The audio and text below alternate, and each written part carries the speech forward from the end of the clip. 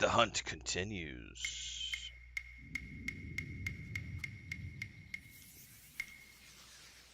All right.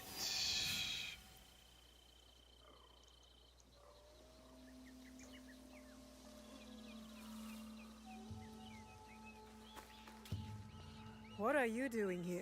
Always so suspicious. Have I ever been anything but helpful? Helpfulness can be a rare commodity in this age. I don't trust him for a You minute. won't help. Kojiro helps.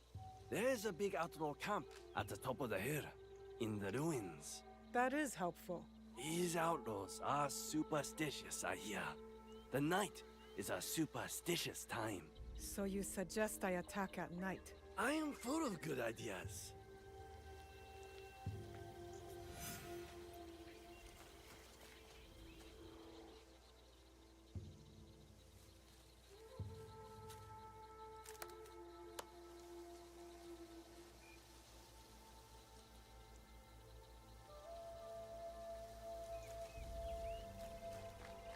All right, up the hill we go.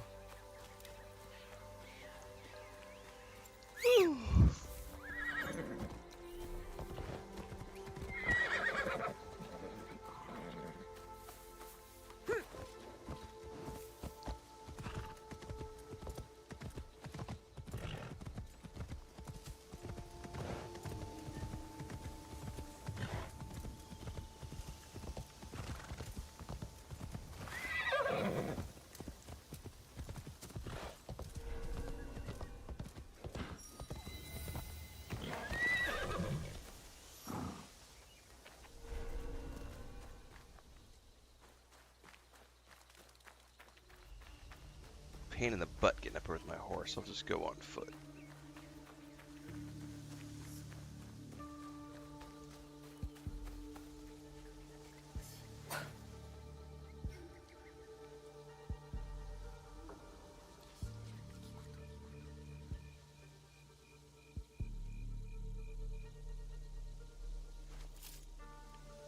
Hang on, I just got an email that came through, which I think is a duplicate.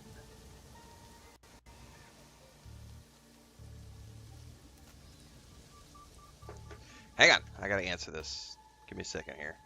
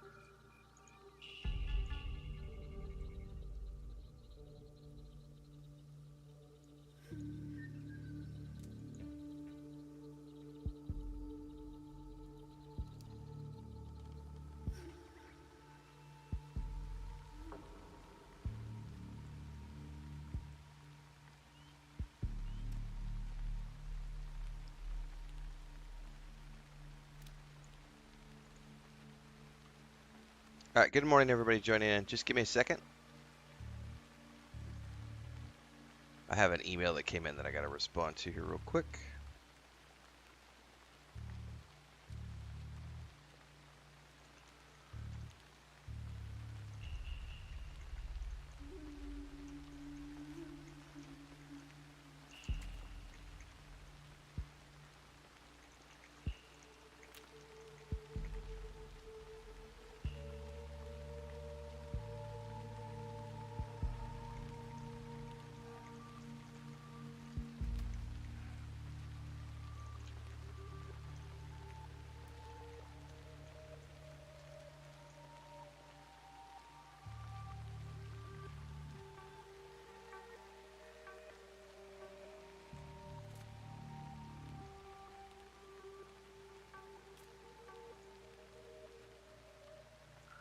Okay, should be good to go.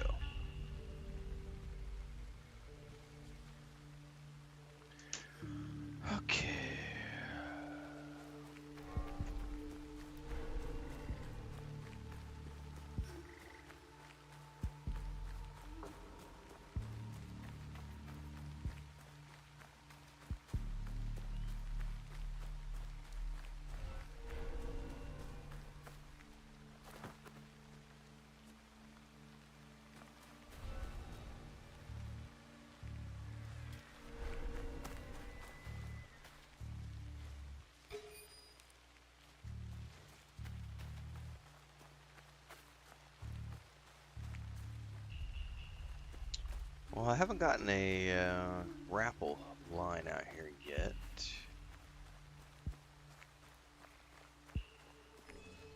I bet I have to go in the front gate first.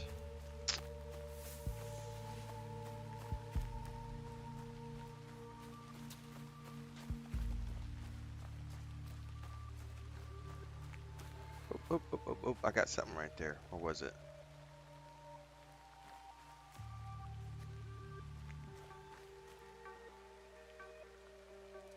Oh, where'd it go?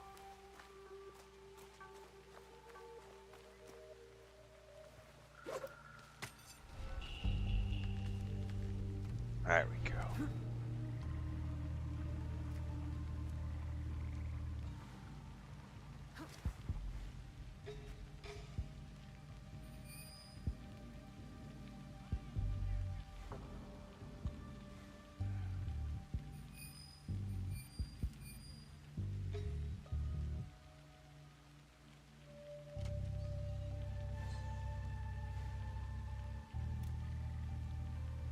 Going up in that direction. I should be able to get double assassination on those guys.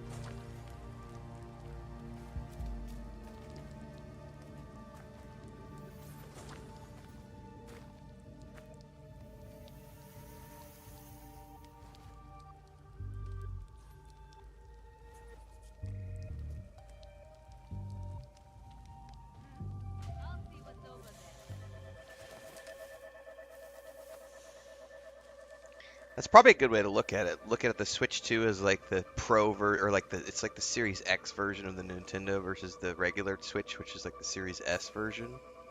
That's probably fair.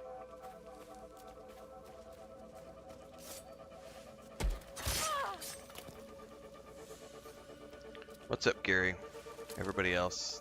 Sorry, I got sidetracked answering an email earlier. I didn't have a proper chance to say good morning to everybody. I got a special thing starting on the 10th, and all the campaign invites went out yesterday on Lurk It, and then for some reason one of the campaign managers reached out this morning and said, hey, you might be interested in this, and I'm like, dude, I've already joined. I got my invite yesterday. But thank you for triple checking.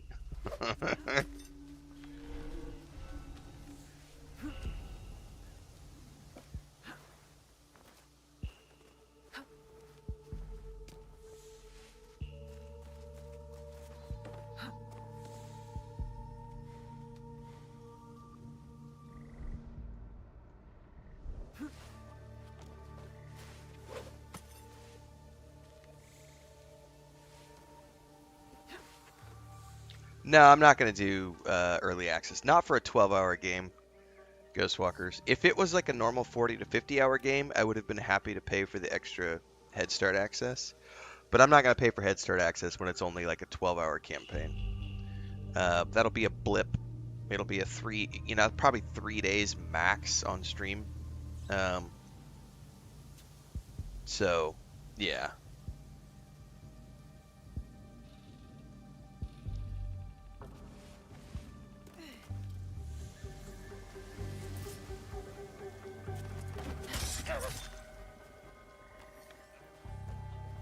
And I don't even know if that's like, because that was the official word from them, is that the campaign is 12 hours long. I don't know if that means that it's 12 hours if you play all the way through.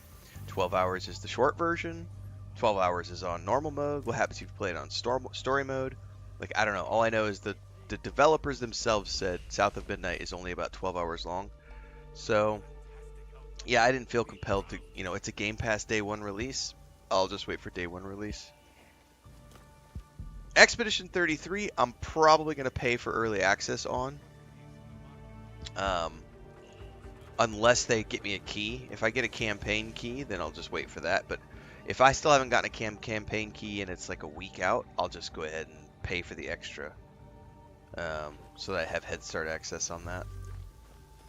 Because I would like to get like 3 or 4 days head start on that before the Days Gone remaster drops, because I do plan on staggering those two together.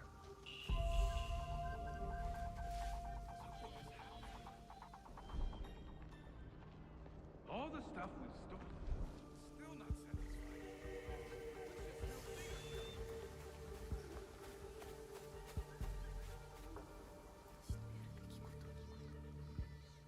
Can I get up there?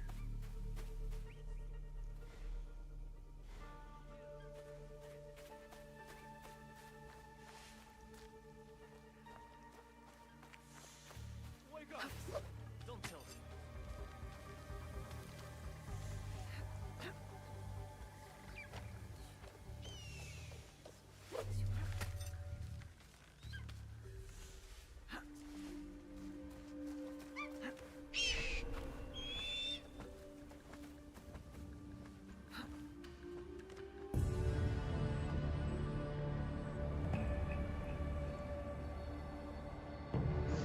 Yeah, that's the $90 physical thing. I've said for a long time that $70 is not that expensive in the grand scope of things.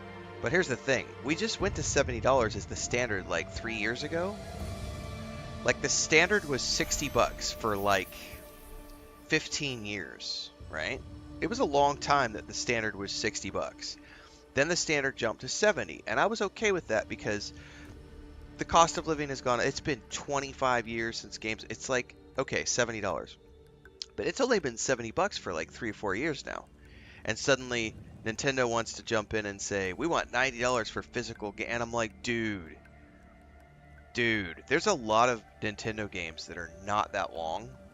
And they've already said, don't expect the Nintendo Switch 2 to be a graphically groundbreaking. They literally said that. Don't expect it to be a groundbreaking console in the graphic sense. And I was like, so why are you charging $90 for your physical game? And you're charging $80 for digital. So you're expecting us to pay $80 to $90 for games that aren't even going to like push the boundaries of the technological space that we're in. That feels to me like pure. That feels to me like Nintendo saying, we know that we have a corner on the market with Nintendo games because we have such a locked ecosystem. We're not on Steam. We're not on Epic. Like, we don't do PC games. Like, we have a locked ecosystem. And we're just going to charge a fortune for it. And so I do feel like the $90 price point for physical and $80 for digital is just it's really high, considering Nintendo is niche. Like we were talking about this yesterday. Like I haven't been on the Nintendo ecosystem since the N64. That was the last time I gave a shit about Nintendo, because there are so many other games I can play on the PC, on the Xbox, and the PlayStation. And like I talk a lot about the best value I get for my money is my Game Pass, because with Game Pass Ultimate, I'm PC games, I'm Xbox games, I'm cloud gaming. I can play those anywhere, anytime. I have cross save functionality on the Xbox with Ultimate. I can go anywhere, be anywhere, play all of my games. And then with what's coming out for the Xbox, where they're looking at having Steam compatibility to where you can also play your Steam games on the Xbox, like Xbox now being on the Fire Stick and everything else. Like Xbox has said, we don't even care about the console wars anymore. We're just a giant ecosystem. That to me is value for money. I'm not saying that Xbox has the greatest games of all time, but value for money, value for the customer. Xbox, Game Pass is winning in terms of that. So $80 for digital, $90 for physical. I do feel that. I think that that's way too high. I think that's, considering Nintendo is a niche, like a niche ecosystem. Do they have some great games? Do they have a great ecosystem in and of themselves? Sure, but you're not going to be able to reach the masses with an $80 base product. Like, oh my God.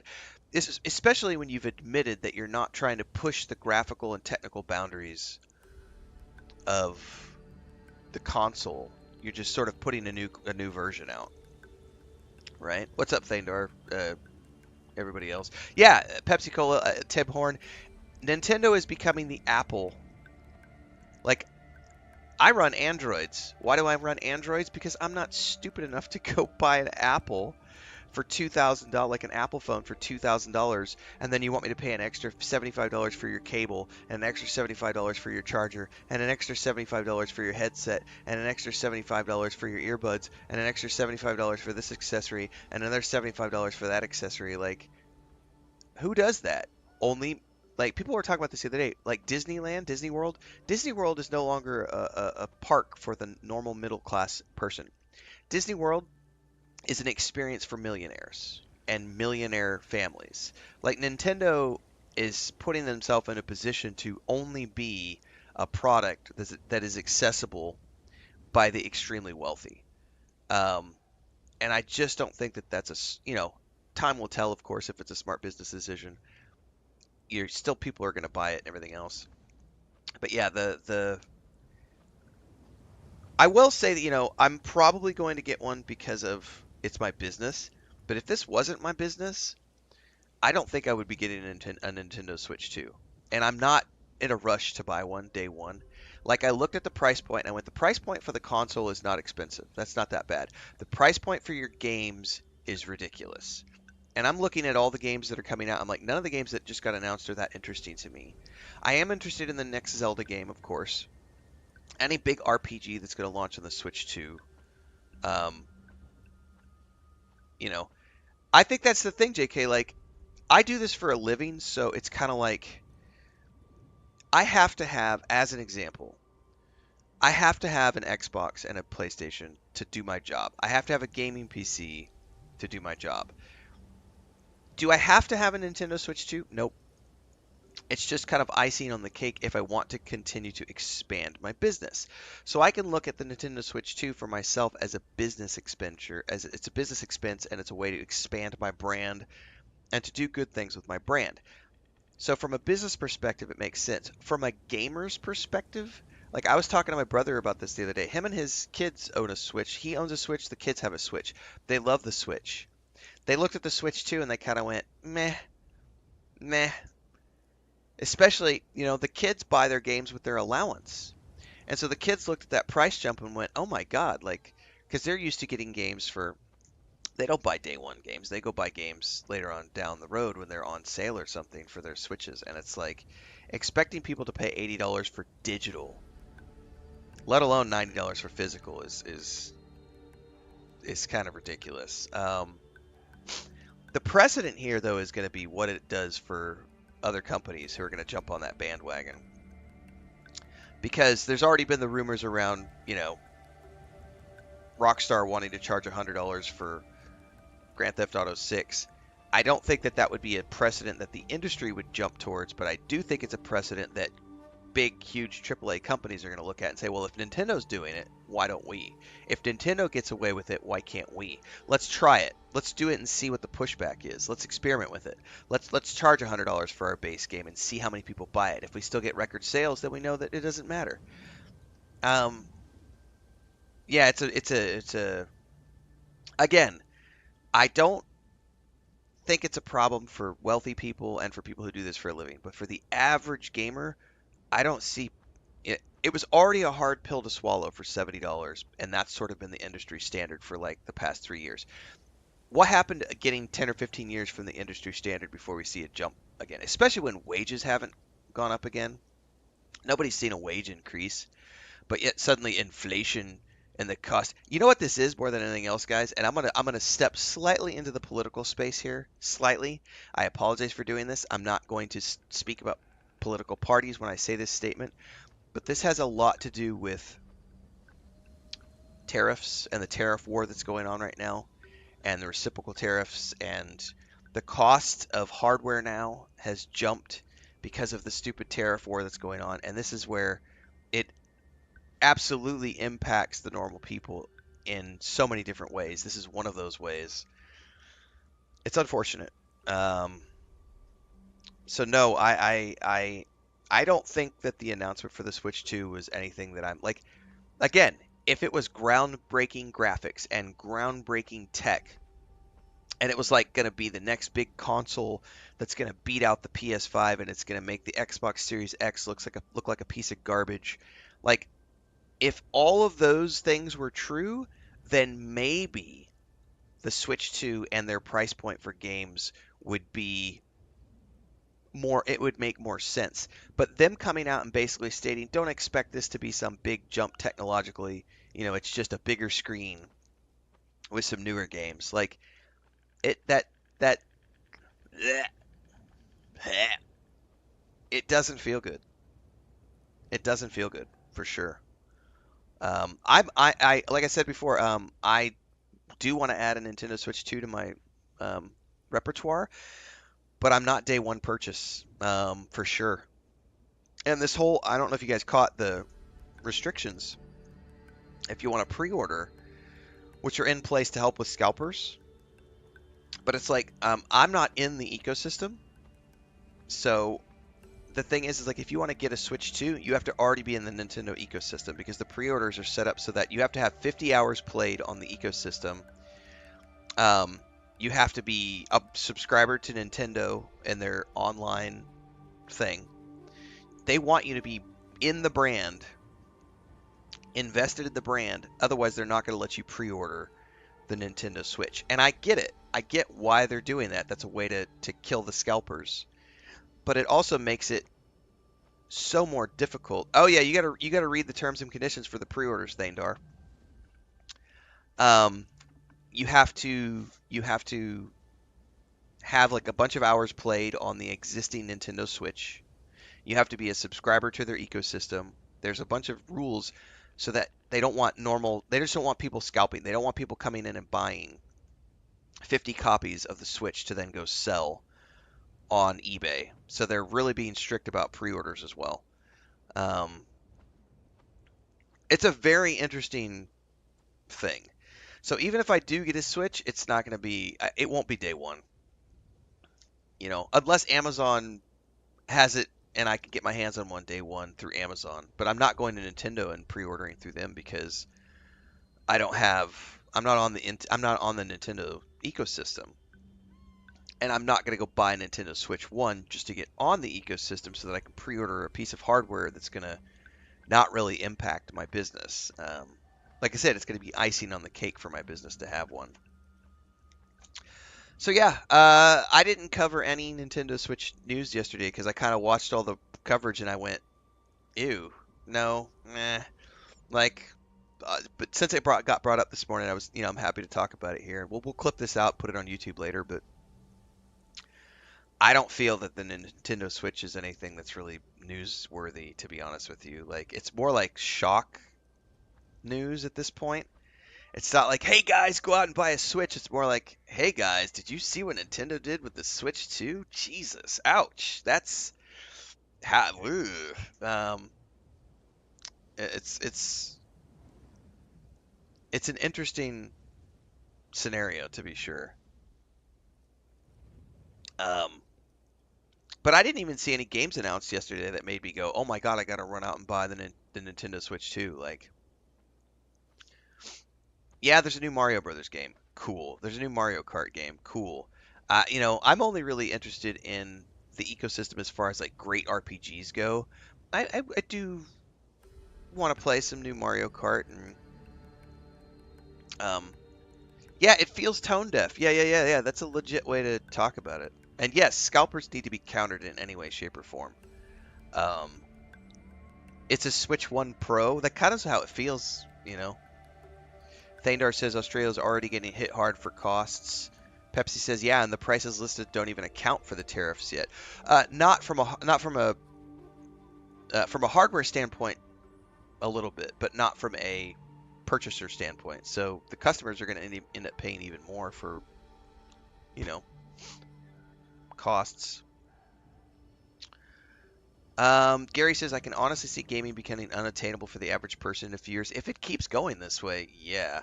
And it's going to end up being where places like GOG or and that's where Game Pass is sort of heading, Gary. Like, Game Pass is sort of they've taken themselves out of that console war equation and said we're trying to be the best value for gamers everywhere. and we might not have all of the, day one releases, but we're going to have a whole bunch of day one releases on our ecosystem. Yeah, Ghostwalkers, gaming on each platform is a luxury, which goes back to what I've said before. Unless you're doing this for a living, um, like I do, you don't have to own every platform. And the first 2 years of my streaming, I was streaming on Xbox Series X and a PS4. I didn't even have a PS5 and an old gaming PC. Like, I was definitely a budget gamer the first 2 years of content creation and streaming. I didn't get a PS5 until last year. Now, when I started adding PS5 games to the repertoire, and we've seen this in like in the analytics for my channel growth on YouTube and Twitch, but like when I started adding PS5 games to the repertoire last year, my channel had a pretty significant jump in growth because I suddenly was gaming on a new ecosystem. And so I looked at that and said, I could probably see the same type of growth if I add a Switch to my repertoire, because it's going to be another platform where I can target the most popular games, the biggest RPGs, the most interesting games, and cover those from a news perspective, from a first impressions perspective, early access, or early thoughts, reviews. That's all good for channel growth. But holy shit, even I, doing this for a living, look at that $80 price tag and go, ooh, 80, because I don't buy physical, I only buy digital. Um, and I do buy most of the games that I really enjoy. I'm gonna buy the Ultimate Edition of, which means I'm paying more than 80. Like Indiana Jones: The Great Circle, Stalker 2, KCD 2, Starfield, Star Wars Outlaws. Probably 30 to 40% of the games I play, I purchased the Ultimate Edition of, but not. It's because I'm pre-ordering expansions. So if I know I'm going to like the RPG, then I'm going to pre-order the expansions that come with it, because it makes sense to me, because it's always cheaper to pre-order than it is to buy those piecemeal later on down the road. So if I spend $100 on a game that gives me the base game plus 2 DLCs, that's $70 for the base game and like $15 per DLC. That's not that bad. Even when it's $120, I'm often getting base game for 70, 2 DLCs, plus like an art book and Head Start access. And the Head Start access for the 3 to 5 days that it offers me, it almost, not even almost, every single time that I have paid for Head Start access, I make that money back in the streams and content that I'm able to produce in the first 3 days that I'm playing that game as a Head Start access. I always make my money back on that. So it's from an economic standpoint, as a business owner, I can eat that cost. But my brother and his kids, they can't eat an $80 digital purchase or a $90 base price. That's fucking ridiculous.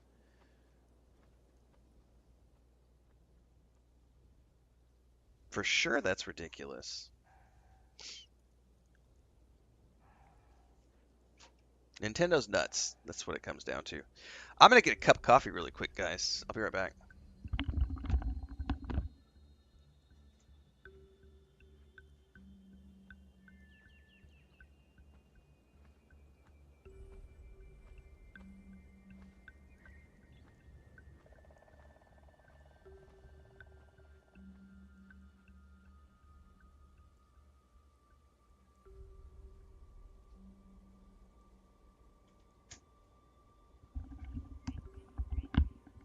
Anyway,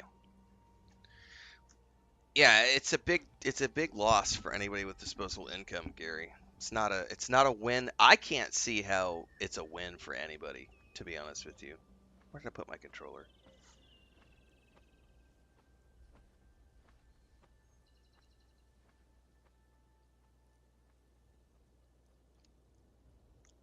Yep, thanks Pepsi Cola, I appreciate it. Yeah, I mean, there's Dustblood looked interesting, but not interesting enough that I'm like, I need to buy a PS, or I need to buy a Switch 2. Gotta have it.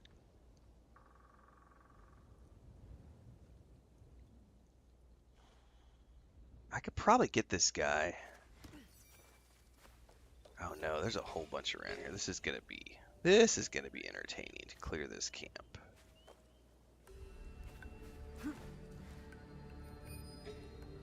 Is there a bell around?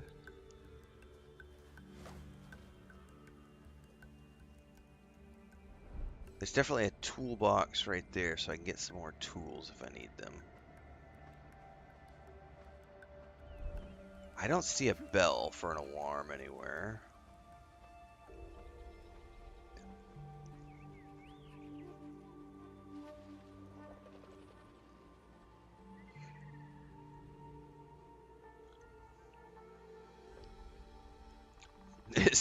Somebody said they might be brushing off their Commodore 64 at this rate. Jesus, I mean, this is making me go, you know what? I'm really glad that I got into the Xbox ecosystem as early as I did, because I was literally saying, I think it was 3 mornings ago, I looked at my PlayStation Plus subscription and I said, I haven't played a PS Plus subscription game in like 8 months. Do I really need my PS Plus subscription? Because I don't really get that many games through it. And then they dropped RoboCop, which we're starting this afternoon. And I went, okay, so I finally got a game. In 6 months, I finally got one game that I'm going to be able to play through my PS Plus subscription. Now, I love my PlayStation. I've been playing a lot of games on the PlayStation, but they are games that I go buy, not games that I get from my subscription. Meanwhile, over on the Xbox, dude, I play like every single month we play an Xbox game. Every single month we play an Xbox game. And many of the games that I play on the Xbox are day one releases that I play because it's an Xbox day one launch. This month we're going to be playing, just this month, South of Midnight and Expedition 33 are both Game Pass titles that I'm going to be playing on this channel. Stalker 2 was a Game Pass title, although I pre-ordered the Ultimate Edition. Like, Indiana Jones and the Great Circle was an Xbox, but I paid for the Ultimate Edition. Like, Xbox is winning in terms of providing me value. And I'm so glad, because that was the first next-gen console I got, was the, and I switched from the PS4 to the Series X, and I had that for like 3 years before I even got my PlayStation 5, and I don't regret any of that.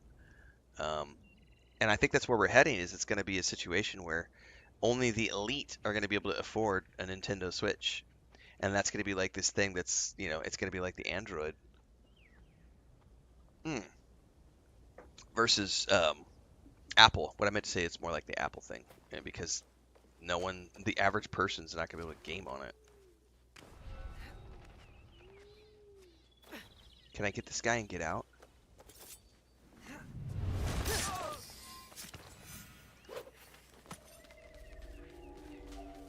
Did I get out before I got seen? Ah, made it!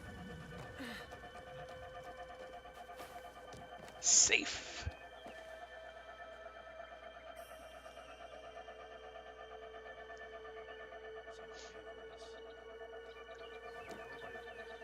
That's an interesting conversation, Ghostwalkers, because I often tell people that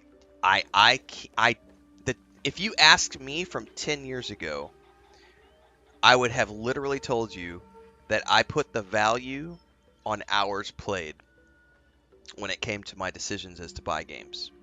It was always a value of hours played for dollars spent. You ask the me of today, and I say that's just not true. Because I have played some amazing games where a 6-hour experience was worth as much as a 100-hour experience in terms of the entertainment value that I got for the money spent. And so the older, wiser me says that that's bad math. The value per hour played is bad math. For sure. Now, the 10 years ago me, who didn't know any better, was like, oh yeah, it's all about hours played. But that was also the me who was so into the MMORPG side of things that I had spent decades where I had only, I'd played 90% of the games I played were MMOs. And so I was accustomed to spending hundreds of hours per year in the games that I played. And so I very much had an MMO mentality when it came to games. Over the past 10 years, as I've played more and more single-player games, it's been like, oh, wait, there's some really amazing experiences out here that are short and are definitely worth the same price tag. Like, you can't say that like an $80 game must be 100 hours or it's not worth it, because there are going to be some games that are going to give you an emotional thing that is going to rival the amount of hours played in it. Because I'll be honest here, this is a great game, and it's definitely my favorite Assassin's Creed game so far. But just like any game, whether it's Kingdom Come Deliverance 2, Stalker 2, Starfield, any game where I start getting into the 80-hour played range, I'm starting to be ready to be done with it. Like, I'm ready to be done. Like, I'm starting to skip assassination circles. I'm leaving quests on the table because I've been at it for 2 weeks. I'm ready to move on and play something new. Like, having a great time, best game in the series, ready to move on. Like, I don't need to spend 3 months playing this exact same video game. Like, I get about 2 weeks and I'm ready for something fresh. Like, I wrapped up my Death Stranding playthrough yesterday at 60 hours and was very happy with it. I did not feel a need to go do another 20, 30, 40 hours of that game to get my value out of it. Like Jusant, if you guys haven't played Jusant, I think it was 6 hours. I'm going to go look at my playthrough really quick.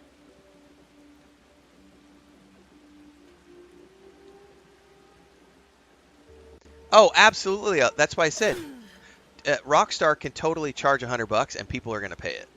Because there are people who have been waiting 10 years for another Grand Theft game, and there are hundreds of millions of players in Grand Theft Online.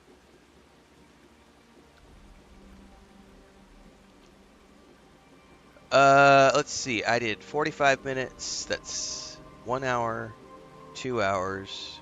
Hang on, 1 hour, 2 hours, 3 hours, 4 hours. I'm sorry, Jusant was 4.5 hours for me. It was less than 5 hours for me to play Jusant. It was a 6 hour thing. Not 6 hours, sorry. 6 episodes on the channel. And I split that up into multiple days because that was back when I wasn't streaming 6 to 8 hours a day. I was only streaming, a little bit here and there.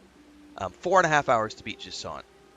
And I would easily give that game a $70 price tag, despite the fact that I only played like 4.5 hours. That is 100% a piece of art that I think is worth every penny, and would happily replay that if I ever found the time. Jusant was amazing.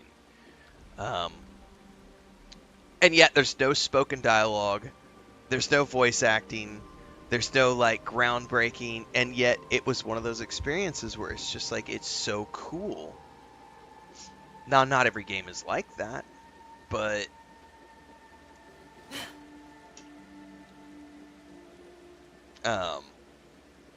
that's another clippable video probably. Value for time.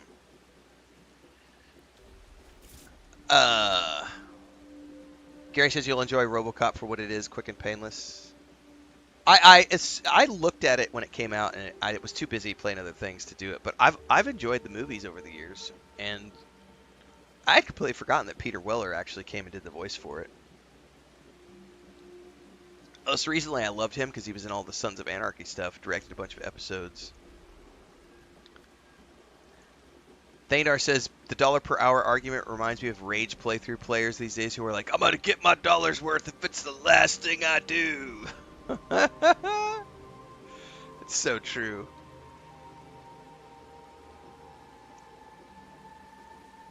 But yeah, Ghostwalkers, lots of cool story games that are 10 to 20 hours, or in the case of Jusant, something less than 5 hours. I remember for a long time, I would always tell my brother, it was like, when I play Halo games or Call of Duty games, I'm only playing those for the campaign. I could give two shits about the multiplayer aspects, like the online multiplayer stuff in Halo or Call of Duty. Like, I almost never play that stuff, but I love the single-player campaigns, and they are very rarely more than 10 hours of entertainment. Like, they're usually 8 to 10 hours, maybe 10 to 12 on the longer end, and they're still really cool campaigns, and I'm happy to pay the $70 or whatever is the top-tier price for those things at the time, even though they're short, because I'm getting a super valuable experience. Like, a perfect example of this is I bought the digital deluxe special gold edition of Space Marine 2. Barely, I ducked into the multiplayer just to say that I had done it for the review, but I only really bought that game for the campaign and the upcoming DLCs. So that was 12 hours of my time for I think it was like $114 is what I spent for that with tax, like $114. And I felt like I got every penny of value and enjoyment out of that experience. But full disclosure, that's a tax write-off for me. I make that money back in a day of streaming when I'm, like, and like it's easy for me to say, oh, it's value for my money, because somebody out there who makes, as an example, if you live in Brazil, or if you live in Mexico, or if you live in Serbia, or if you live in Bulgaria, or you live somewhere where your income is $500 a month, or the equivalent of $500 a month, that $100 price tag, holy shit, that hits different. Because now you're asking somebody to spend a quarter of their monthly salary on a video game. That's when you get into the economics of gaming and going, these companies are out of their fucking mind wanting to charge, $100 for games, especially if they're not going to offer, But again, going back, we were talking about the Grand Theft Auto experience. You know for a fact that Grand Theft Auto 6 is going to be a massive, sprawling, 100-hour epic. So I don't think you have to worry too much about the value that you're going to get from a Rockstar game. You know you're going to get your value from those games. But also, ouch. Yeah, that's it's a great conversation to have, though.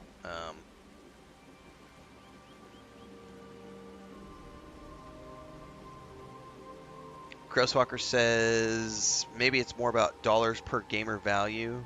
Value is definitely individually based. Yeah. Yeah, absolutely.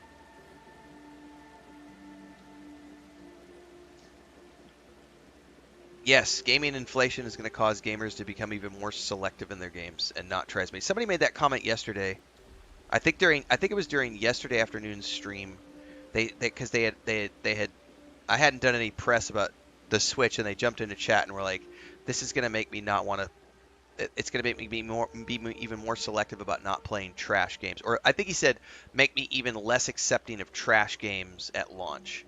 Now that's a separate argument, because way too many people get upset about day one bugs and stuff because they don't understand the whole PC versus console discussion in terms of performance and optimization. That's a different conversation, but it is going to make people be more conscious about where they spend their money, for sure. Yeah, exactly, JK. You also have to factor in exchange rates, which makes that $100 worth even more in some cases.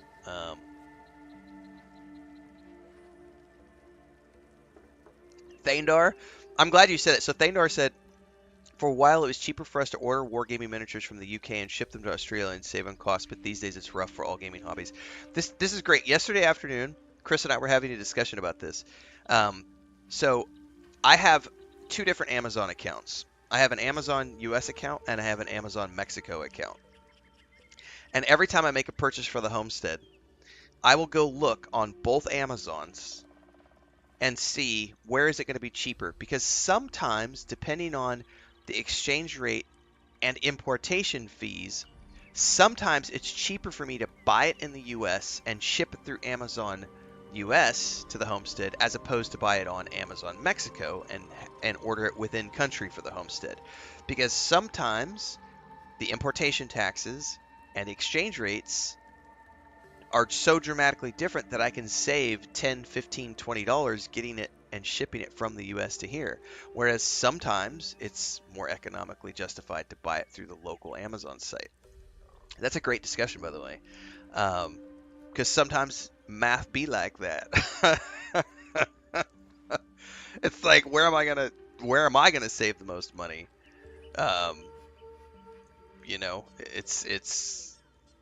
There's it's always about the value for the end user.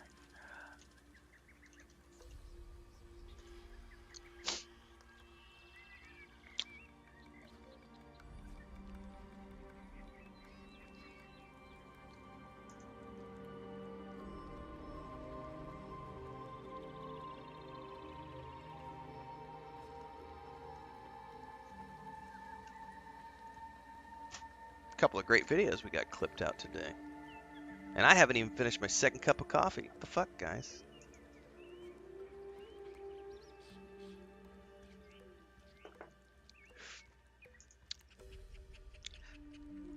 How was my trip to the dentist? It didn't happen because my dentist was a no-show. He was a no-call, no-show, and I got pissed and said, I don't care if this guy's a family friend. I'm no longer going to ever go back to him because he just no-call, no-show.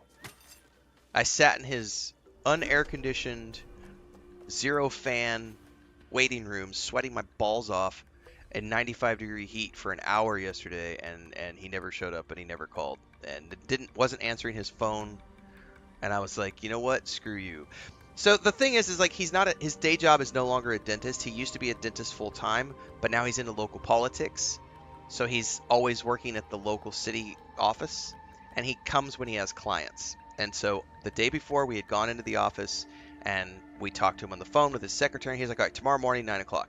And he did show up in the morning sometime because the lights to his office were actually on. And the secretary was like, well, he came here sometime this morning because the lights in his office are on and the air conditioner's running in there, but he's not answering his phone. And yeah, we sat and waited for an hour and he never showed up. So I left and said, nope, I'm not. And I was telling this story yesterday afternoon. It was a little different. Like when I went to my physical therapist last Thursday, the doctor wasn't there because he moonlights. He's part of the forensic team locally. And they found a body on the river from somebody who had drowned. And he had to go last Thursday. He had to go be a part of the forensic team that pulled the body out. And so he wasn't able to be there when I went in for my appointment last week. That's understandable, right? Okay, I can kind of give you a pass for that. So my rescheduled appointment is for today. I go back in to my physical therapist to talk to the doctor today. Hopefully he doesn't have another thing. But the dentist thing was like no call, no show. I don't know. No. So today, when I go to my physical therapist, on the way back, we are going to walk to a different dentist, and I'm going to see if they have room to get me in, and I'm going to try a different dentist because, you know, this guy's kind of like a friend of the family, and I went to him last year, and, you know, nope. Even my wife was even pissed yesterday because she was like, she kind of grumped at the secretary, like, what's with this what's with these people? And I'm like, I'm rubbing off on you, aren't I, honey?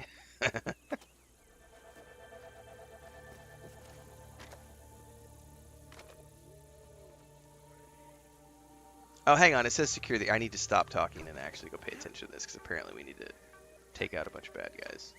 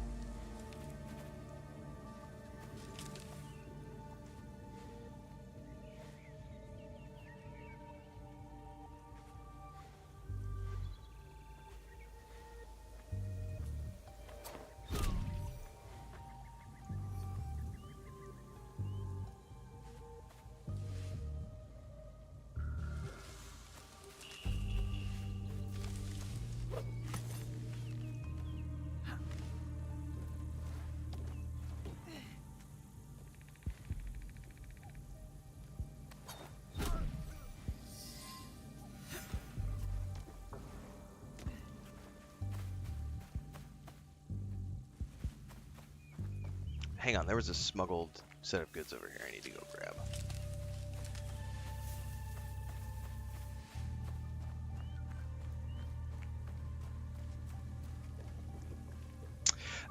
So JK, that was something else. My wife had said was like, on the flip side, how many people, which is probably part of the reason why the dentist is like, meh, if I don't show up, meh, because how many people are no calls, no shows when it comes to having an appointment, and then they don't call, and he's wasted his time by showing up to the office, and you know what I mean? Like, that's a legit, What useful things that's a did you legit find counter here? argument too.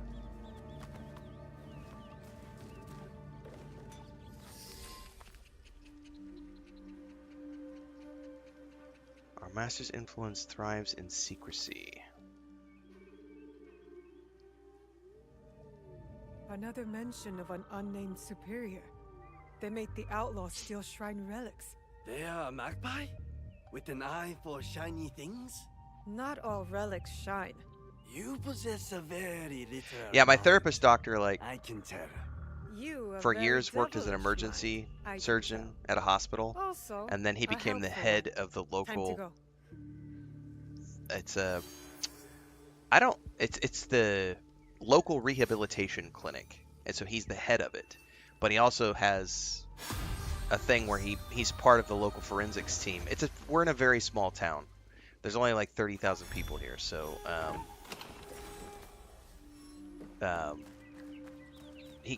everybody here kind of does two different things. Like pretty much everybody has like a couple of different things they do. They don't just work like one job. It's like the guy where I go get my X-rays done. So he rents space at a local clinic where he has the X-ray machine. So he has that, and he'll come in when he has clients. But then he also works over here as a general practitioner at this other place. So that's the way most people will do things here, is they'll have like a place where they have like regular, like a salaried job, and then they have like over here where they'll do this when they have clients and stuff.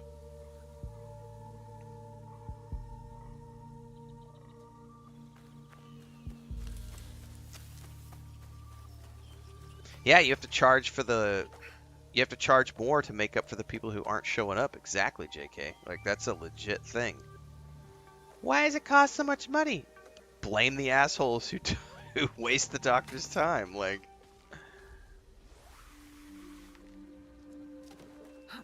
I must be out of scouts. That's why I can't tag those items. Oh, shit. It's mine now.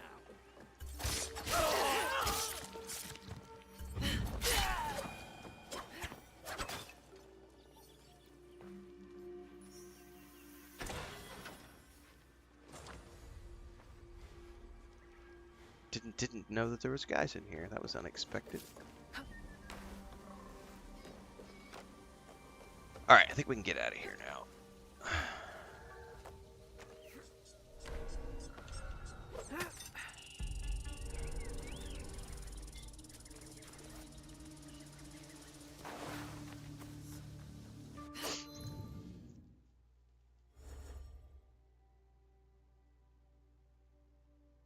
Yasuke has more? Oh, let's complete the Templar objective board, which I can't do because I don't have any more leads.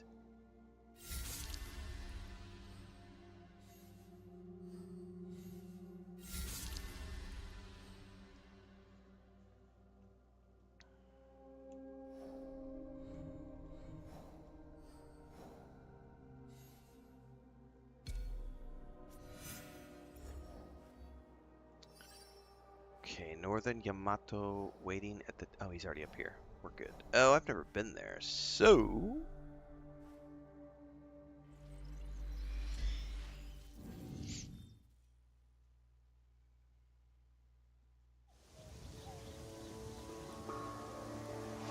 I gotta go back to the homestead and grab all my supplies.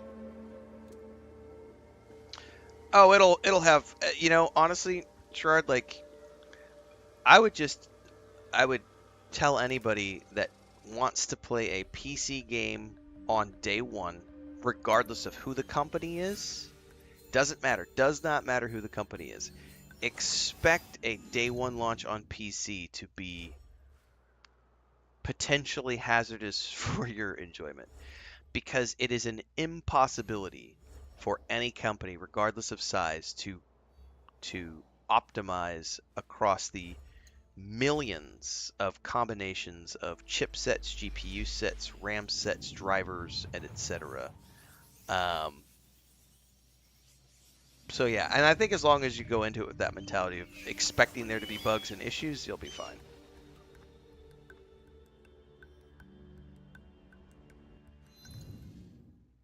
Did I not go to the right place?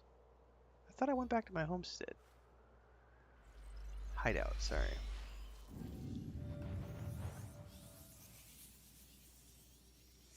Oh, I've got a video on that, Ghostwalkers. I always go console.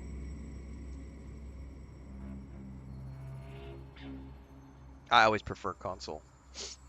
It's cheaper for me to replace a console if it burns up, so I will always put man hours on my consoles above my gaming PC. That's a $3,500 machine. My Xbox is $600.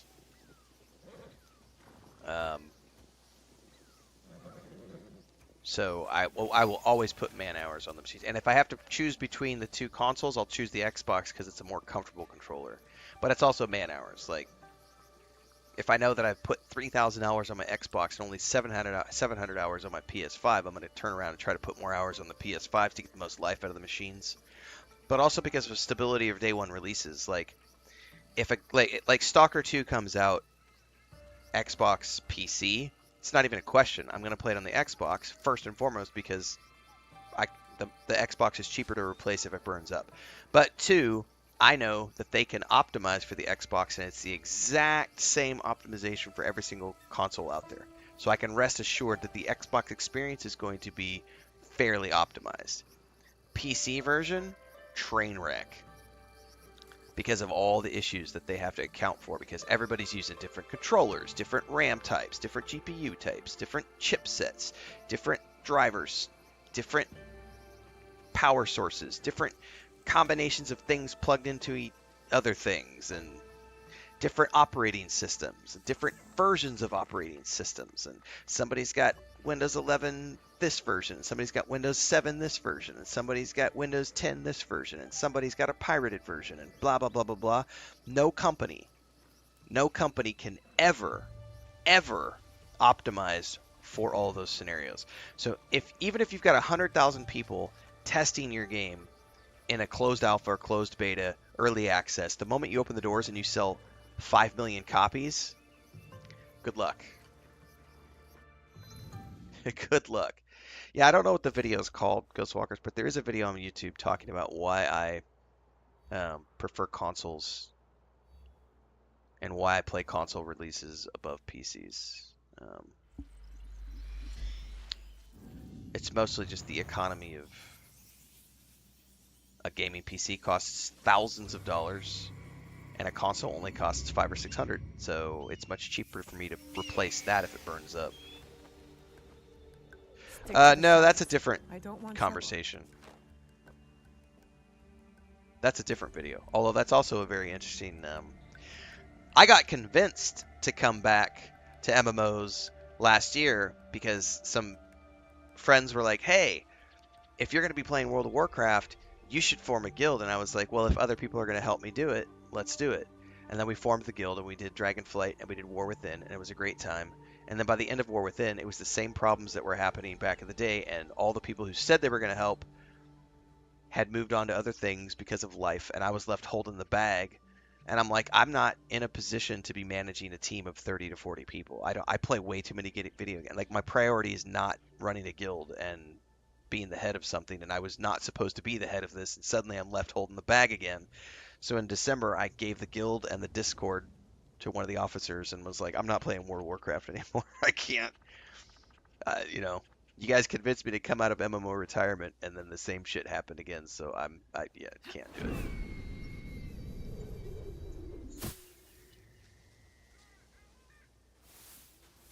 I did Thaindar only because it was all over my social media.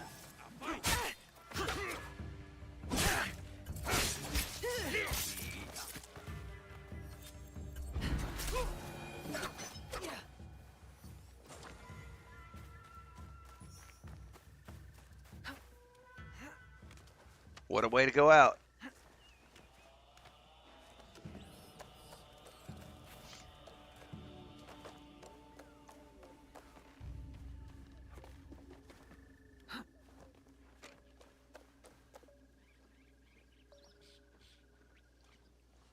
Dude, I just saw somebody in chat say something negative about Unreal 5, and every time I see that, I always chuckle because I can tell when someone doesn't work in game development when they make a negative comment about Unreal 5 because it is literally the most powerful game engine out there, and there's a reason so many AAA studios are switching to Unreal 5 away from their own engines.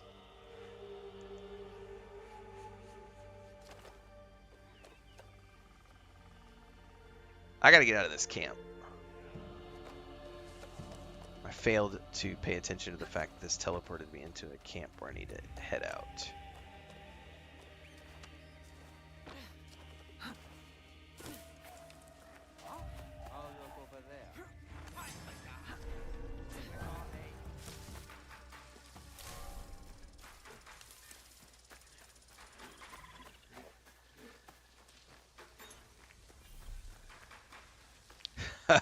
Six Ghost Walker.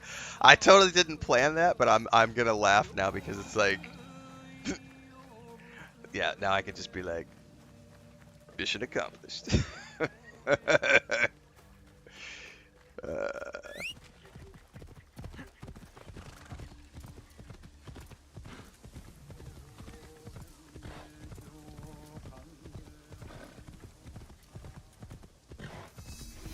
my wife is up, so let me get up to the top of this hill real quick, guys, and then I'm gonna jump out and say good morning to her before we go any further.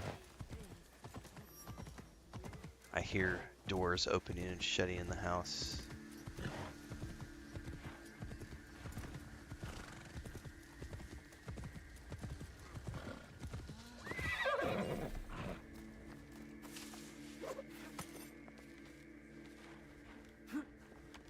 That's the algorithm doing its job, Thindar. That's funny.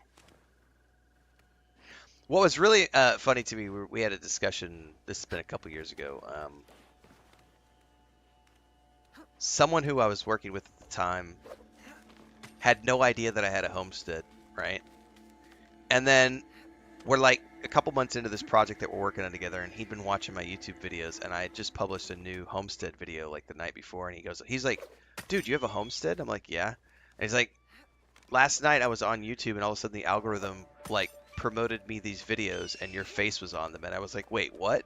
And I was like, that's the algorithm doing a lot. That's the algorithm doing its job, you know, like it's telling you, hey, you like this guy, and this over here is associated with this guy. You might like this content as well. And that's when you know the algorithm's working.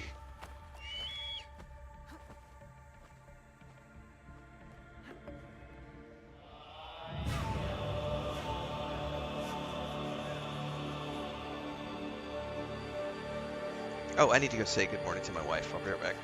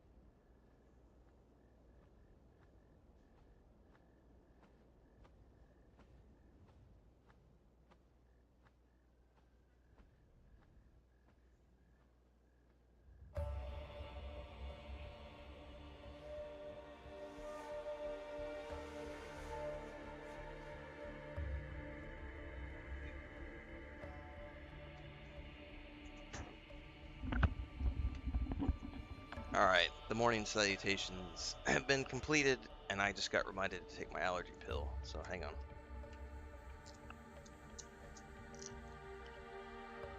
Because I did forget.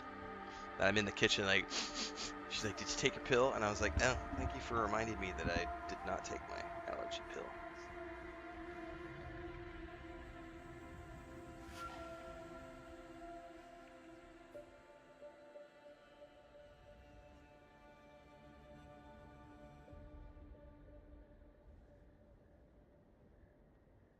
Down the hatch.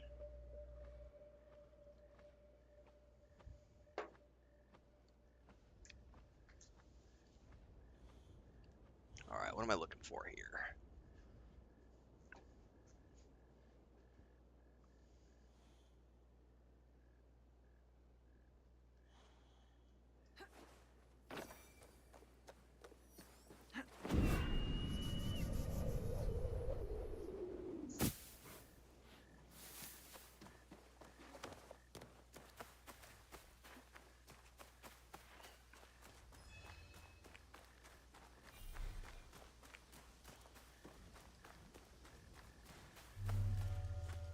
Welcome, my child.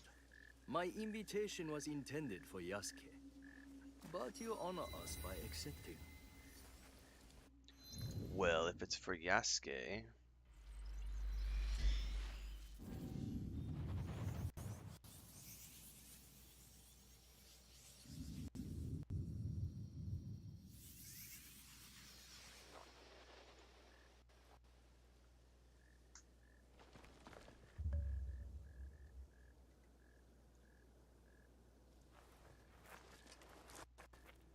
Tea will be served shortly.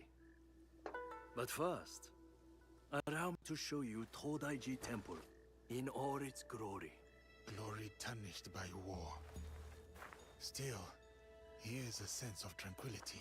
Tranquility is a rare treasure amid this chaos. War ravages these lands, yet Todaiji offers solace. I fear it is action that will solve Yamato's problems. Indeed. Which is why I personally aid the peace efforts.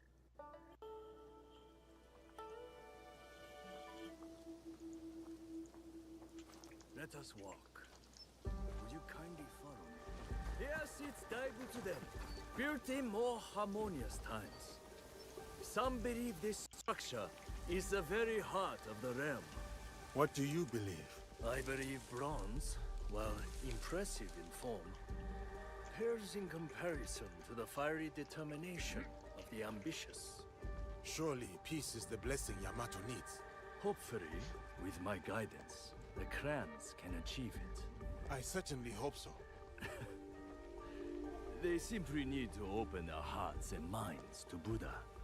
Then, they will see the way.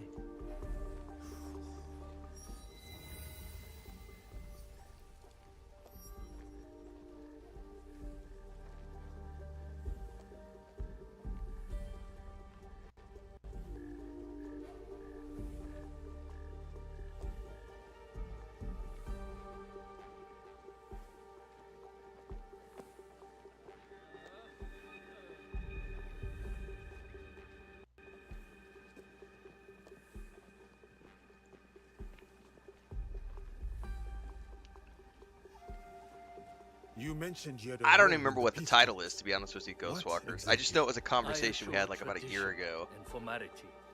And I think it was Do you related see to that like, scroll why do I over play a there? specific game on For the PS5? generations, Was that during Star its Wars sacred Outlaws? texts have guided What game was I playing when that between the video was various launched, warring Ghostwalker? clans. It is often open minds, not tradition, that lead to peace. Yes, but the Buddha speaks to the scroll, blessing or disapproving. I must attend. Because I'm pretty sure it was a conversation where somebody asked me why I was preferring the PS5 version to the console. Within the gardens. Even the most esteemed Or why I guests are preferred not PS5 to allowed the PC. access to all Sorry, my brain. areas of the temple. It was Star Wars Outlaws, so my brain isn't completely fried. Okay. Kojiro?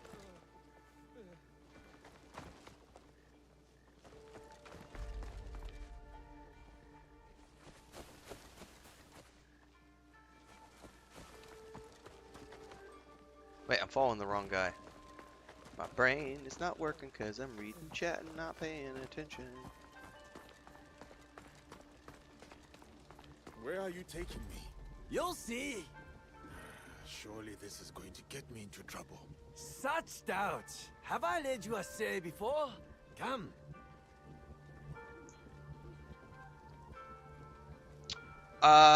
You cannot, but I will go grab the link now that I know the title of it. The Okyo collects sacred relics. Their value could fund an army. Among other things.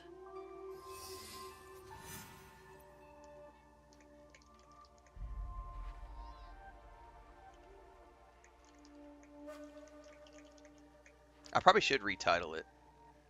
Matter of fact, let me do that really quick. Even though it's like it was more of a PS5. Why do you play games on the console and not your gaming PC? There, I renamed it because you're not wrong. In the greater scope, at the time we had that conversation, that was just my thoughts on the PS5. But since then, that video has become this thing where I'm like, it kind of was a self-contained.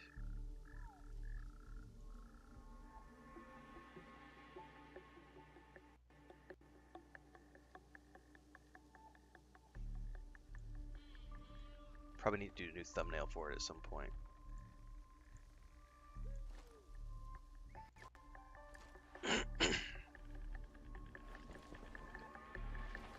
This report suggests Lady Ayako of the Akiyama clan is not trustworthy. Convenient. Lying open there for all to read.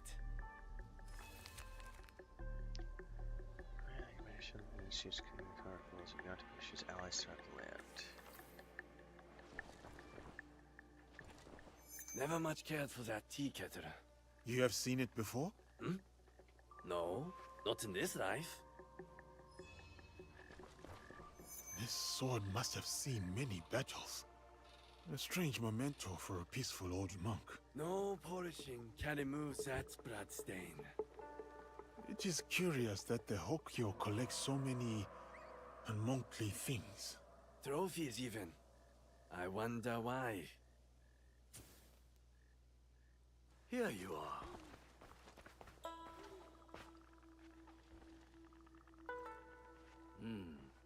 You have glimpsed my collection of oddities. That tea set is particularly impressive.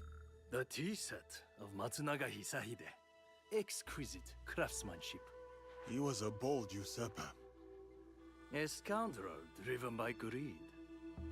But he had fine taste, especially in tea sets. It is a good thing Lord Nobunaga dealt with him. The Oda clan's actions benefited Yamato, toppling the Matsunaga clan and empowering the Tsutsui clan. Still, just before the Matsunaga clan's fall, Lord Nobunaga promised Yamato to us monks, then changed his mind. Lord Nobunaga seldom acted without reason. Indeed, a very shrewd thinker. Now Lord Junkei rules Yamato and enjoys its riches.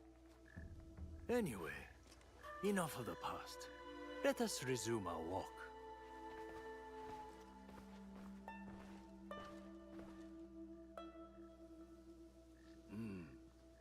Not the prettiest sight. The scars of war. Scars can mark survivors like me. I once nearly met my end at this very spot. Oh? During the Matsunaga clan's time, Hisahide's troublesome son attacked right here. He was a worthy foe. Worse but more brave than his father. Came within a hair's breadth of striking me dead. But that was long ago. Anyway, it has taken Lord Junkei years to allocate the funds needed for proper repairs. Your tone suggests discontent. Acceptance, not discontent. Humble monks, we have yielded to many clans. Oda, Matsunaga, Tsutsui, even... Go! Kill them! Savages! If you must, take my life to spare the others!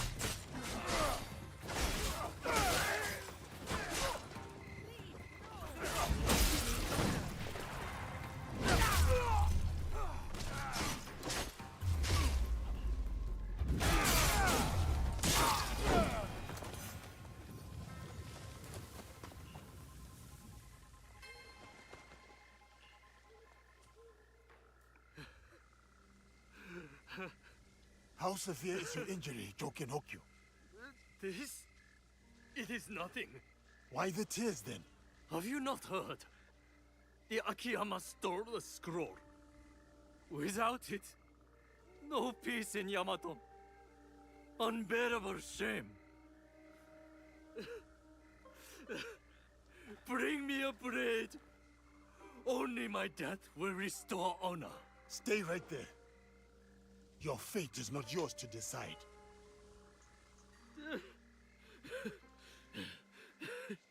You are right.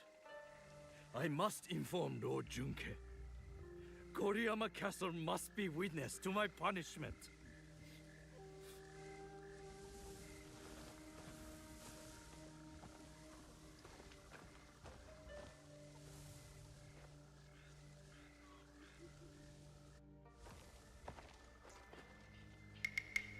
Lost the scroll, have we? What is Told you this? he couldn't be One trusted. moment you're here with me, and then you're... We could talk about that. Or I tell you where to find the scroll to bring peace to Yamato. Where is it? The thieves went that way.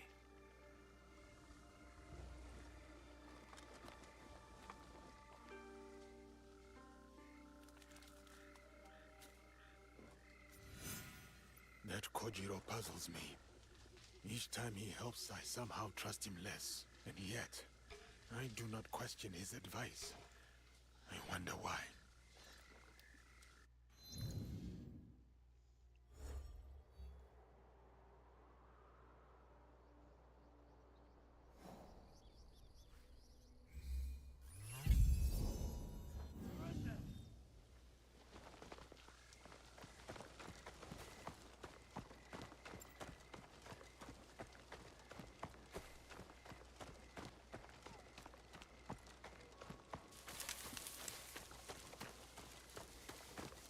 Right.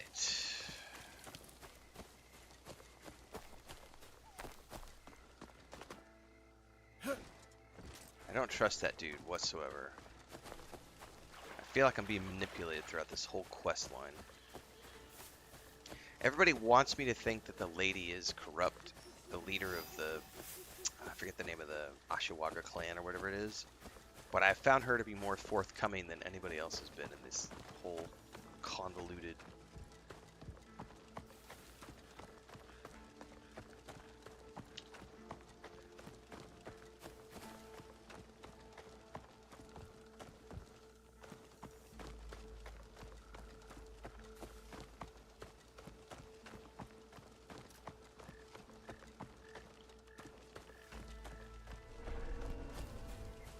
I need to stay alert here.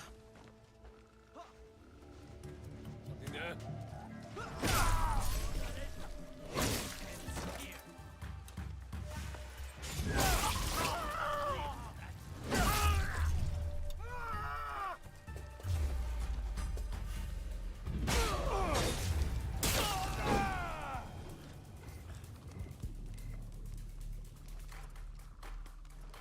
I must bring the scroll to Lord Junkei before he passes judgment on the Hokyu.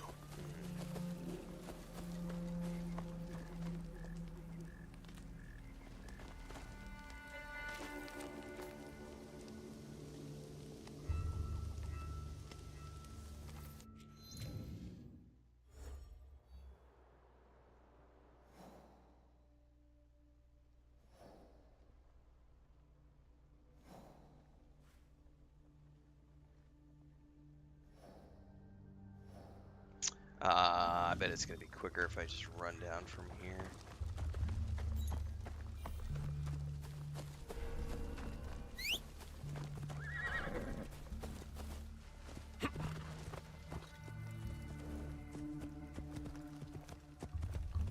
Consider he's at the gate and not inside the castle.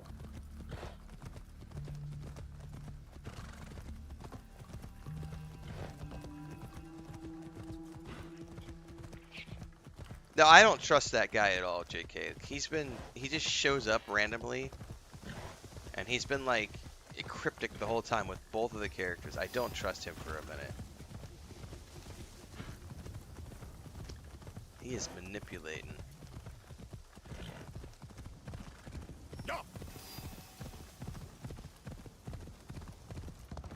Manipulating like a motherfucker.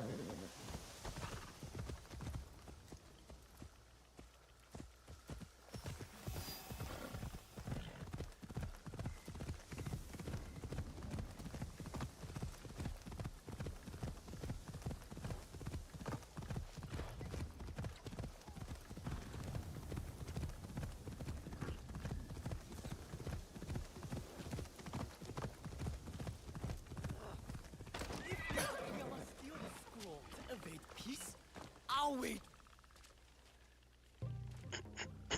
You again? I have no time for visitors. I'm about to declare war on my enemies. Peace is still possible. I saw it stolen. With no hope of getting it back. You mean you manipulated it to be stolen? They took it? The thieves wore their colors, yes. But it does not mean Lady Ayako gave the order. If not her, then who? I do not know. Mr. Bald But you have the scroll back. I dislike your tone, but I will overlook it given your apparently good service.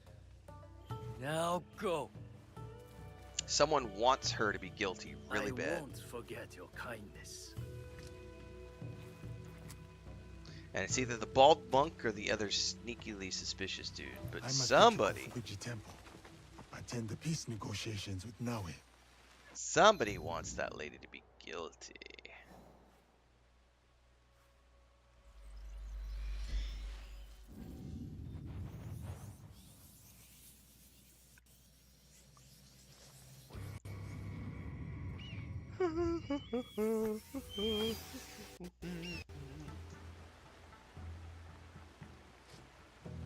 Oh, Jesus! Oh, no!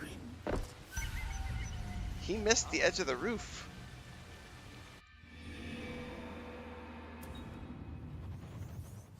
Didn't go as planned.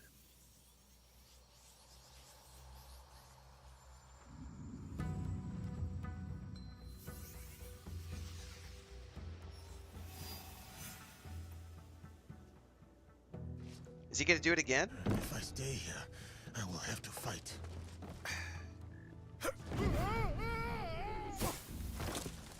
I am fine. This is fine. Better take a look.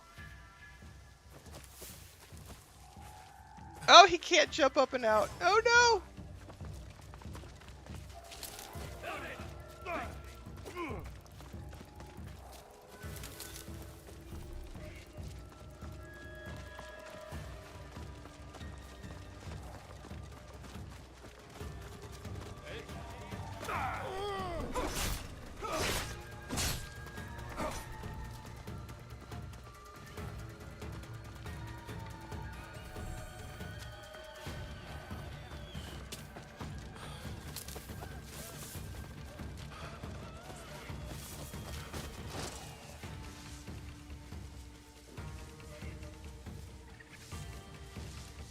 Those Ronin are gonna keep hunting me.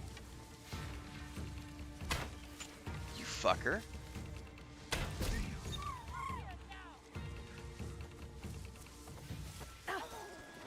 Thank you. Thanks, my dear.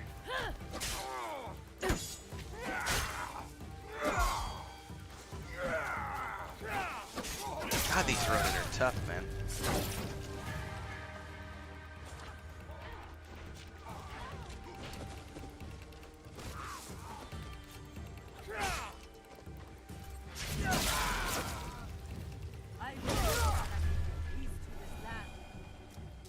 She's gonna disappear in a puff of smoke. Love it. I love her exits. It's like throw a smoke bomb and then into the mist.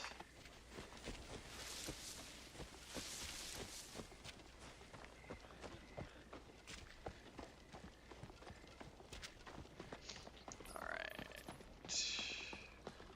Bad timing, Hunter. What's up, Fudgy Muffin? I was just testing to see if fall damage is still working. That's exactly what I was doing. The peace talks will be held inside.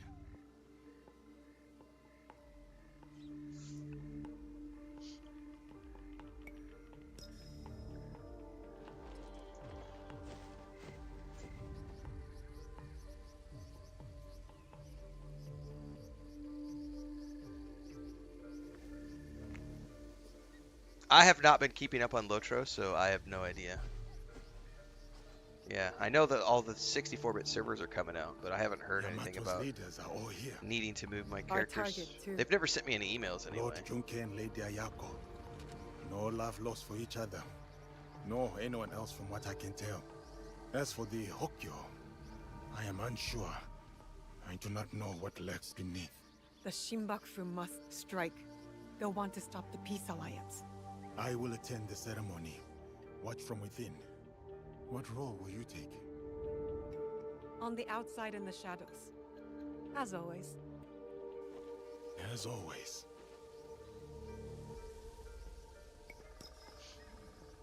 I need a vantage point, so I can get a good view.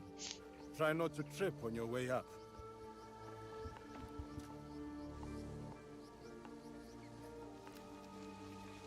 I should get to the high point.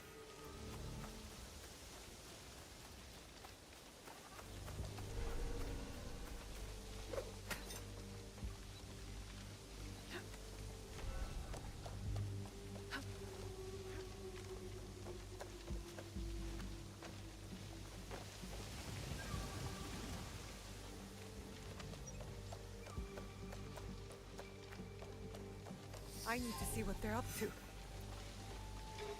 Ready your weapons. Get into position. When our target falls, so too does any chance of peace. Monks talking with Akiyama warriors. Akiyama warriors armed with teppu? I must get closer.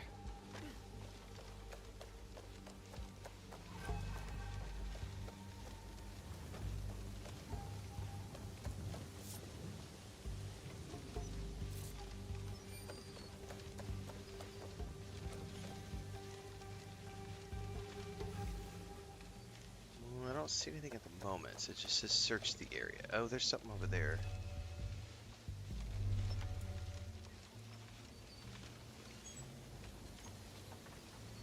probably what I'm looking for. Oh, there's something down there too.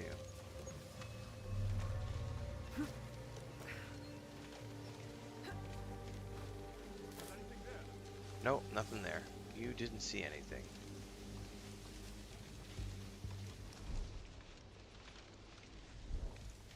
Problem is if those guys see me when I come in here. They did see me. Oh no!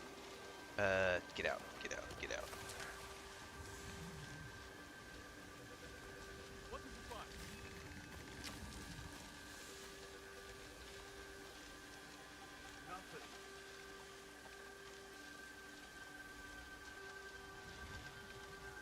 I don't think there's any way I'm going to be able to get these two guys. Where did he go?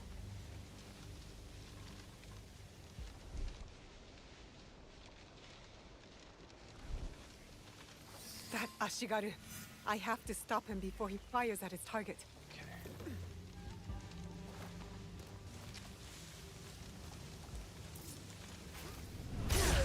Shit, shit, shit, shit. Go like the wind.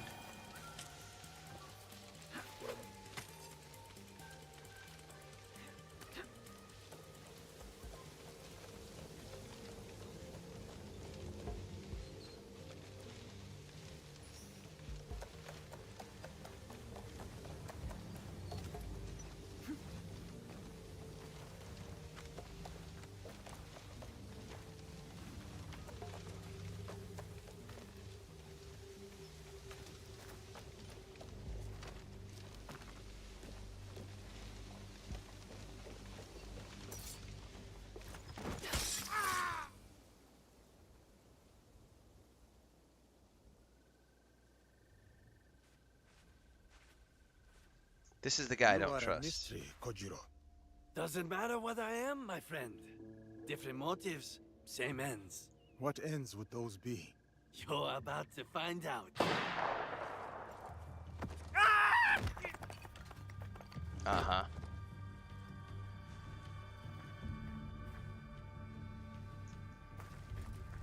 You bring me here to have me killed? If I wanted you dead, you would be. Told Not you. another step. Manipulated.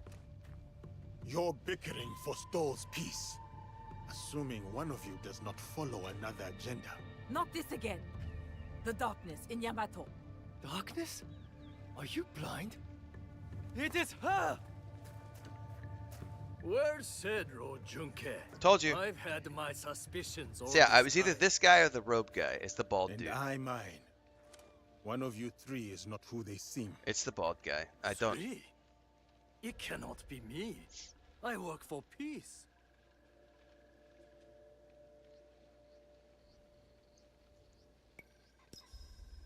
As the wisest in the room, you know being in service can be a burden, a disappointment.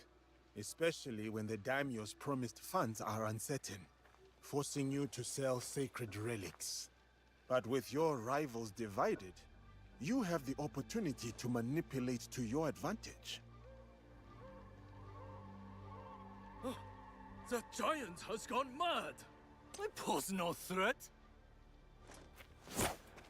I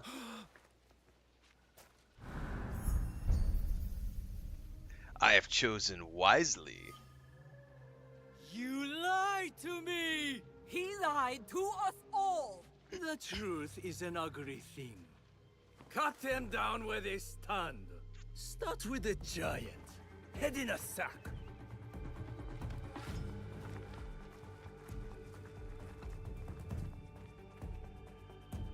Do I have to play as him? I do. Can I summon? Oh yeah, let's summon the big girl.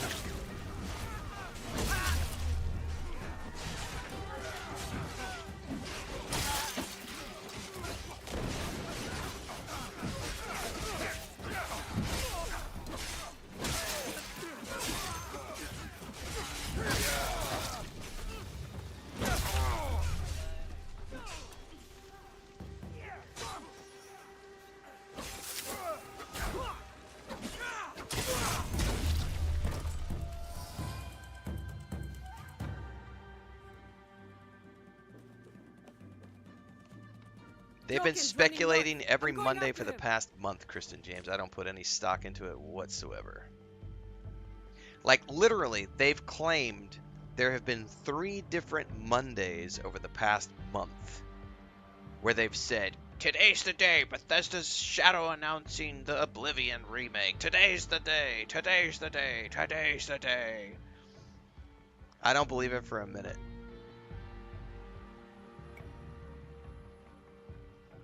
I will follow Yeah, with I've been Lord laughing Joken every and week, Lady Ayako Thandar. are safe. Every week, it's today's the day, we promise.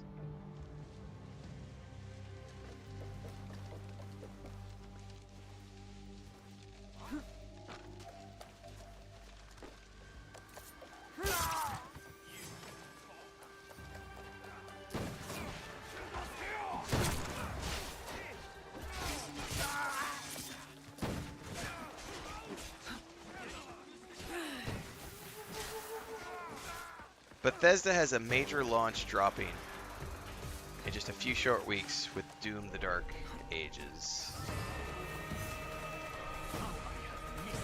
Katana in my hand. Yeah, he'll block my assassination. Folk Tongue Nobunaga betrayed me. I was meant to.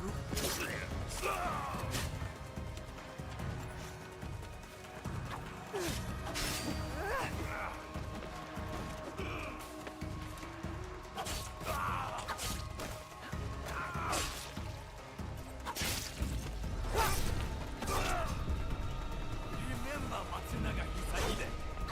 I led the final victorious charge against him. He said,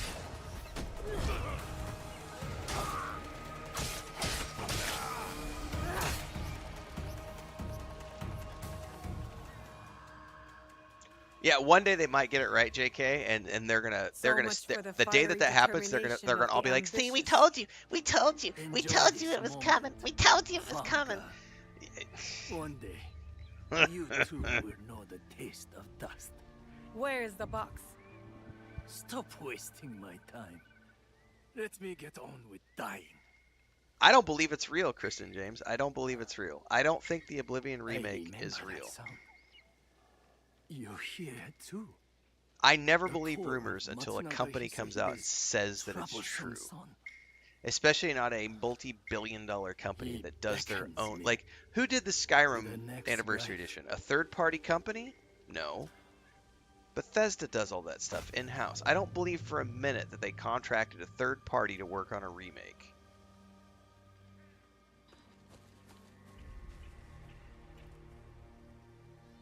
Bethesda is Another target extremely taken protective care of their IP. I do not see them hiring a Perhaps now third party to Yamato work on can find something. peace. You doubt it? It is too easy to blame one man for all of Happy this to be turmoil. proven wrong, You but and until I such know time. the madness and greed runs deeper. Even with them dead, does that strengthen the fabric of this land? We have to believe that. We give them a chance. What they do with it is up to them. Perhaps in that chance lies the seed of redemption for each of us. So, Kojiro? Gone. Then I hope he's at rest, the troublemaker. He's earned it.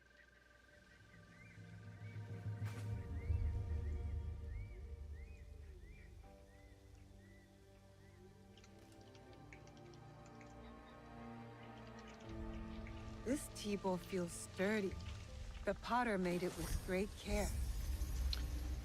Legendary Kushinigama. I got a classic tea bowl collection for my house.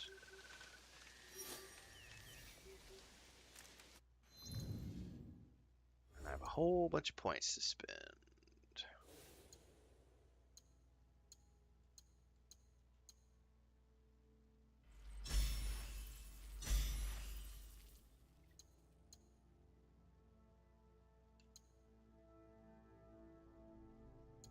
Now drops a smoke bomb after the push. That's it. And that's passive? Dude, that's awesome. Hell yeah.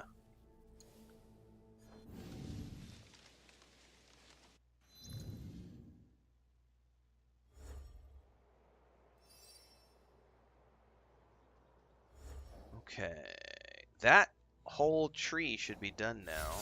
Yep. We're on to the next. Harima or... They're both in Harima. Okay.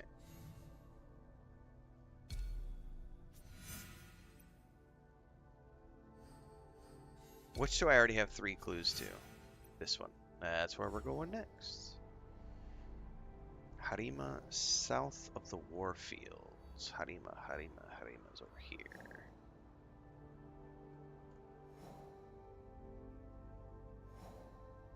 He's here at the temple.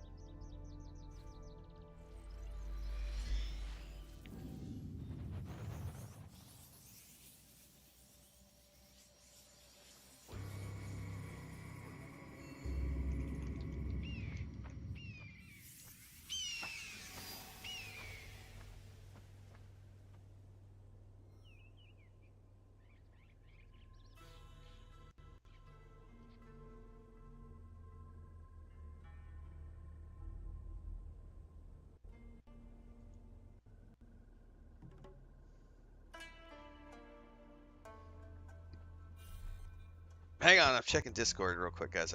There's some messages going on I gotta go look at really quick. Man, some people can't read. This is funny.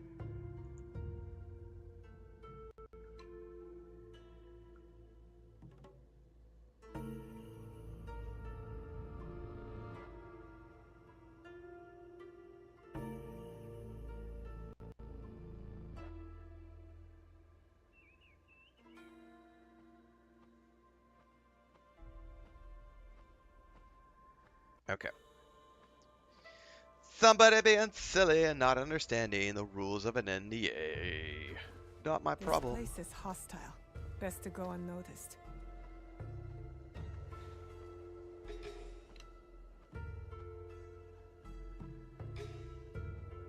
Oh, definitely need to get rid of that bell. Let's go make sure there's no other bells in here that can potentially screw up my plan for the domination of this monastery.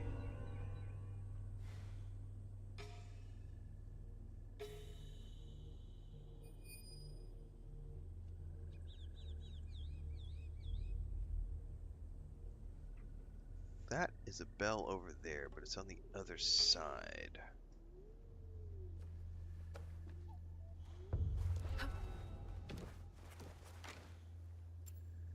I bet I can get down there and tag team those guys.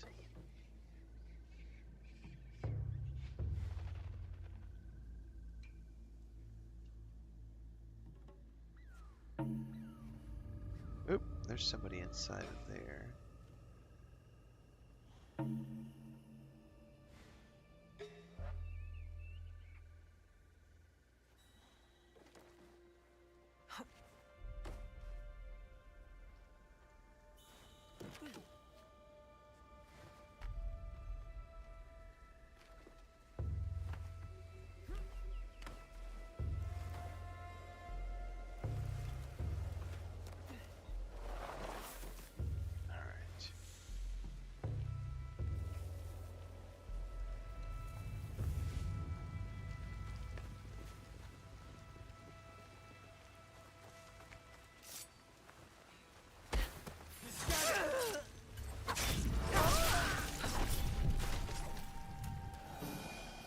Shit, did I call enemies with that?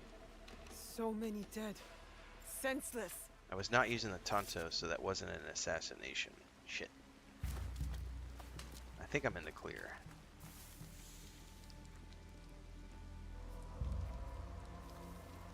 Oh, it wasn't my Discord, Queen Blueface. It was a different Discord. It's Discord that I'm a part in for an NDA project.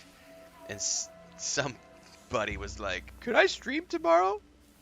And the PR team was like, "No, you cannot stream tomorrow." Like, where did you get the idea that you could stream tomorrow?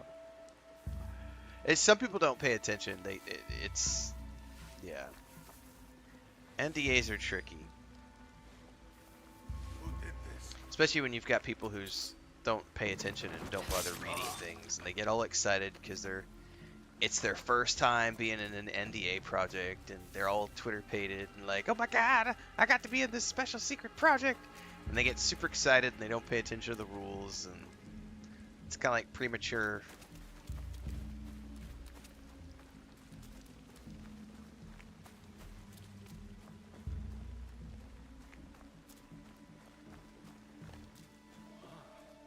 Oh shit, who just saw me?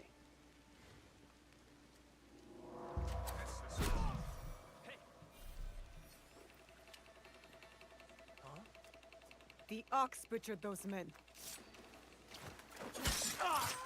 Back up, back up, back up.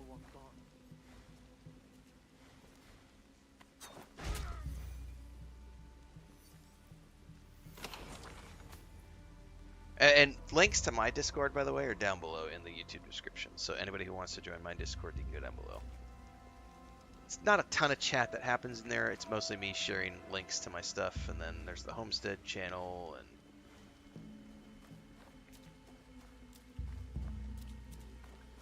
These men are heartless. They'll get what's coming to them.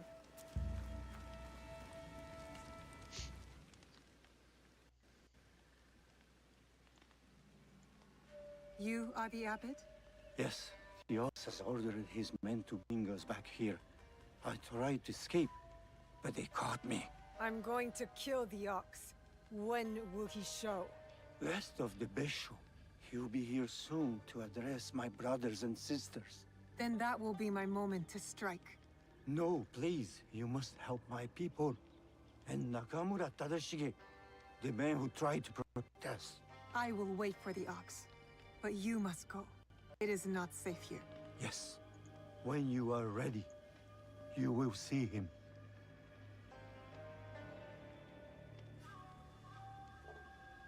let's do it. I'm ready to see this bastard. Oh, I gotta pay attention to the time, guys. I got physical therapy today. Oh, it's only 6:30. I'm good. Jeez. Yeah, I got like 2 hours left. I do need to confirm with my wife. I'm pretty sure my appointment's at 9:30 this morning, but I gotta make sure it's not at 9.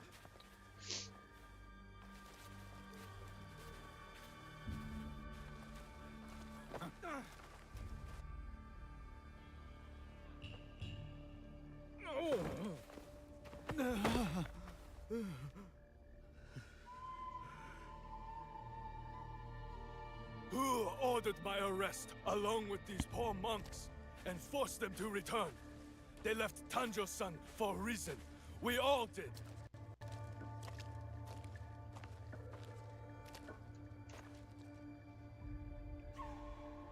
I will remind them, Lord Tadashi, of who they once were, who they could be again. Oh, he's a big boy. Monks of Tanjo-san, years ago, Hashiba Hideyoshi massacred you for helping the I'm not in Besho Mountain clan Time. in I'm our on Central of Time. need. Can you But I don't. smell it? Where I live, we Blood don't have lingers in daylight the air, savings, so I am always on stains the Central earth. Time. That's him. I know who you are. The land remembers what transpired here. My friends, why have you forgotten? Your anger is wasted, Beso Harumasa. The war is over. Your clan leaders knew it. That's why they surrendered. Lord Tadashi, there was a time You need to we check called your each geography, other Kristen. brothers, Go look at a map. and yet you kept these monks hidden from me. Where is the great lord I once Time knew? zones Where is are his vertical, conviction? and there are huge swaths of land included in them. My conviction cost me everything. Just like your own misguided convictions. But as a will cost country, these men this country does not everything. do daylight savings. My They friend, abandoned daylight These savings. men have nothing to lose. Nobunaga's dog already I want to took say 6 or 7 everything years from ago. them in his meaningless conquest. In this world, the only meaning we can claim is the one we carve out with the edge of a blade. Might even be longer than that. I know it was when we were That's still why living in I have Cancun. armed my men. I have given them the means to fight That's back. when they stopped doing I daylight have savings. given them a voice.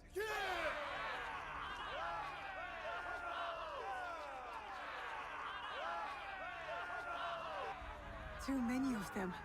I can't risk the monk's safety, or Lord Tadashi's. Odd, you claim to have given your men a voice, but yours is the only one I hear. Exactly that. For me, You- it's 6:30 They call you the Suno. Do in they the not? morning Central Time. The ox is the greatest But for champion. daylight savings He's the people, it's finest warrior. 7:30. But we don't do daylight After savings. the massacre here, we found a young monk and his grandmother. The stench of the corpse. That's why I never say Central Standard Time. I just say Central Time. Could not speak, so haunted by what he had seen. Like, I never put How CST will the anger in my of your leader times or and anything. I his just say men Central Time. help this boy Because kiss Central the Standard dead Time from behind is his daylight eyes. savings time. What did you ever do for that boy, my lord? How will you Yeah, deliver the and then you got justice he people in like deserves? Europe or Australia You who cannot. change their clocks at different times in the US. You would have Daylight that boy savings lie is down stupid. amongst the corpses and accept death. But I am not that boy. I have a voice, as do all of us. Freedom!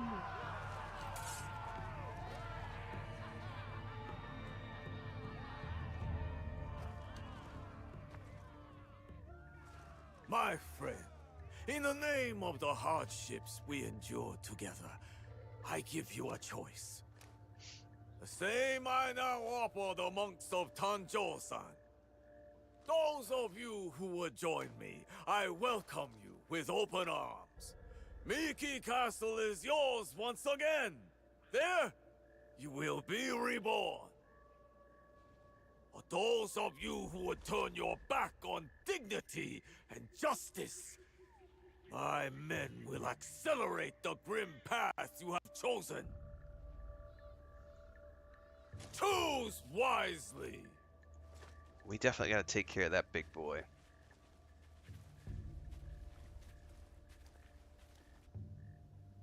I'll be seeing you soon, Ox. Lord Hurrah! Tadashi. He tried to shelter these monks. Knows the Ox. I need to free him. He could tell me more. Okay, well, that's gonna be complicated.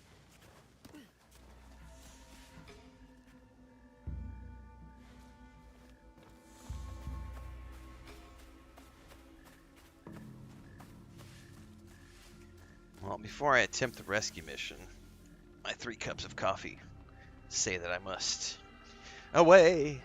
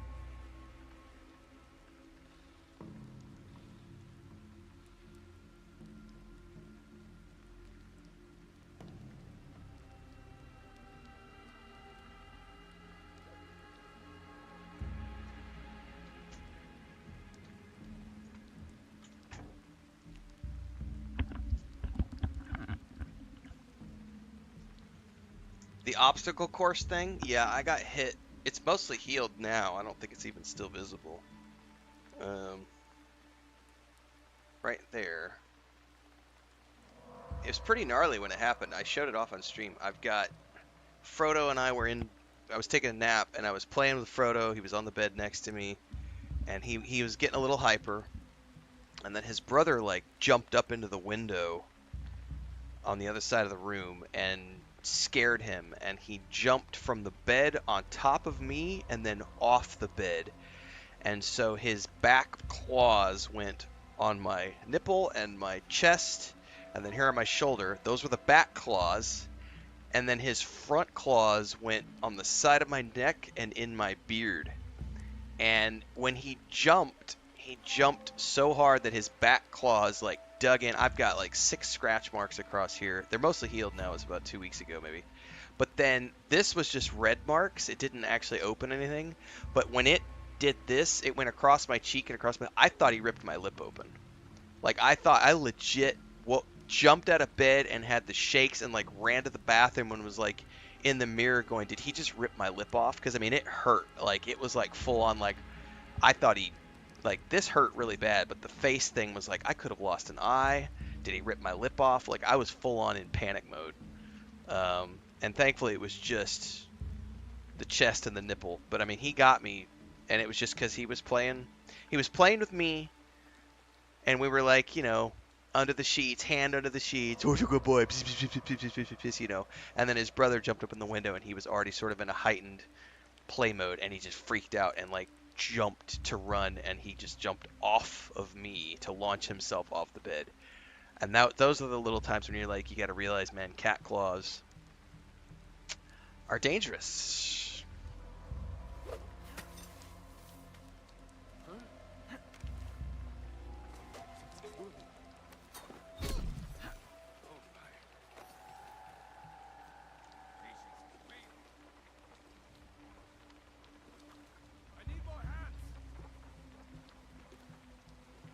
Who saw me? Surrender yourself.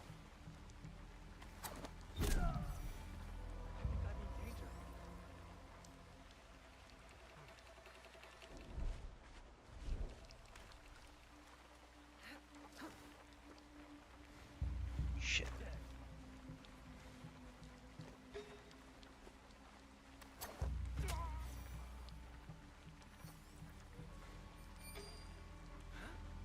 Come on, we need to check out what that was. We took a look around. Doesn't seem to be anything here. Shit, I missed.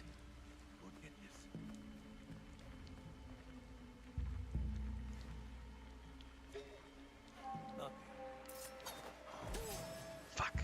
Didn't get him. No!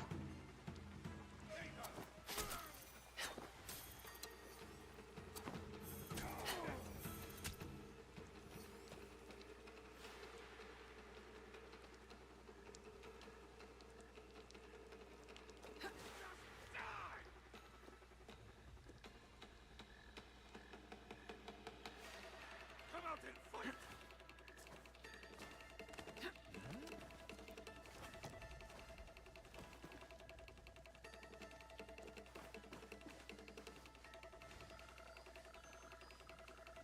Who did this?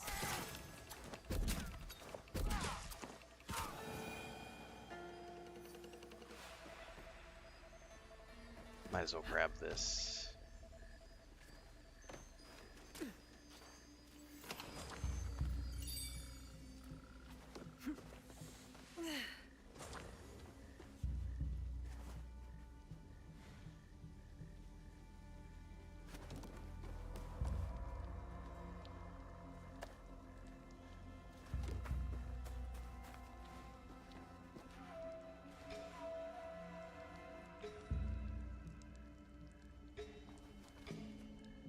Man, I'm out of knives.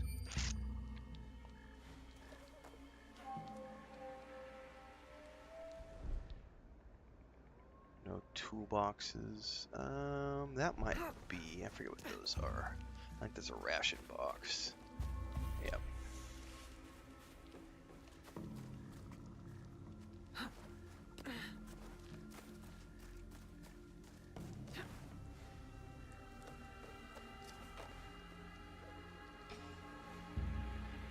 Oh, you know what? I should check for a bell.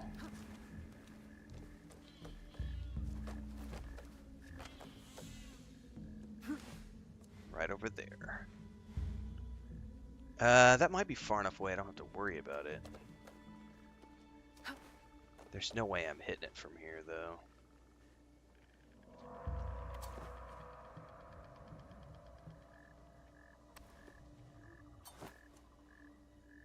Oh, I got it. Can't believe I actually worked. All right.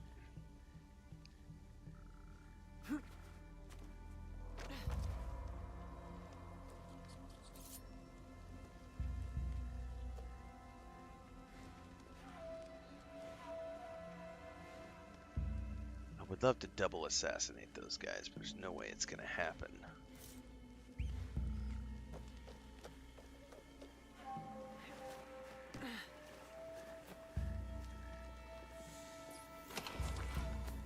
Unless I do some whistle jitsu here.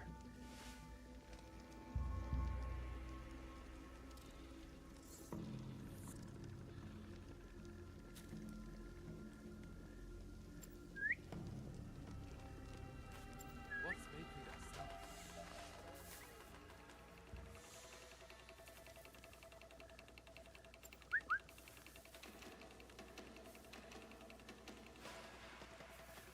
That's it.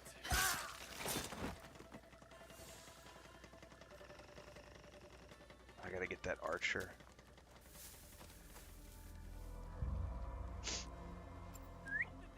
Yeah, come on, big boy.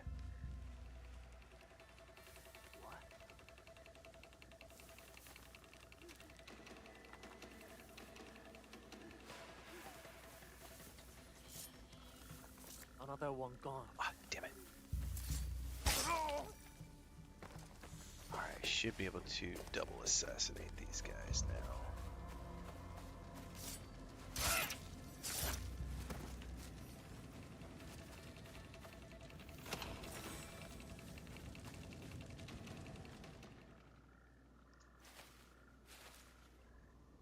We shall go to the tower, overlooking Miki Castle. We can have a better look from there. If you say so, sir.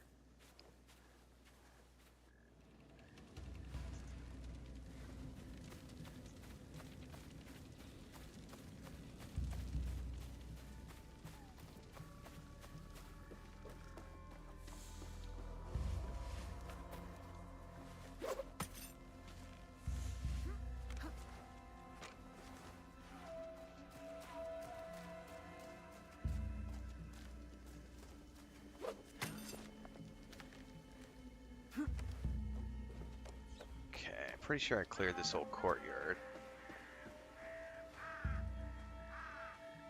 However, there's probably guards up there. Oh, are there any more scrolls I need down here? I mean, while I'm here, I don't see any.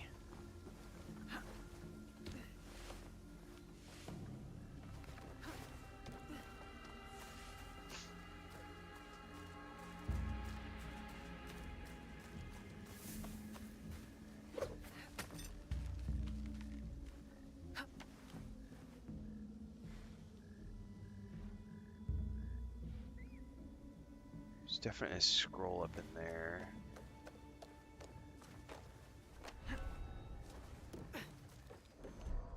Grab it.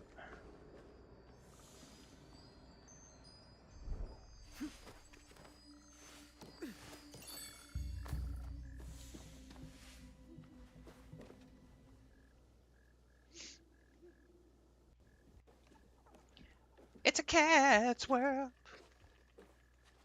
Lord Tadashi, I'm Naoe. This is Yasuke. I am just Tadashi now. The Ox and I served the Besho clan together once, before Hideyoshi's assault on Miki Castle. For 2 long years, the Besho clan held out there, until a starvation and dwindling morale did them in. Why do you wish to kill the Ox? What is your involvement in all of this? He threatens more bloodshed. driven by more hollow platitudes. And yet, his forces are numerous. You sound surprised, Yasuke. Why did you follow Lord Nobunaga?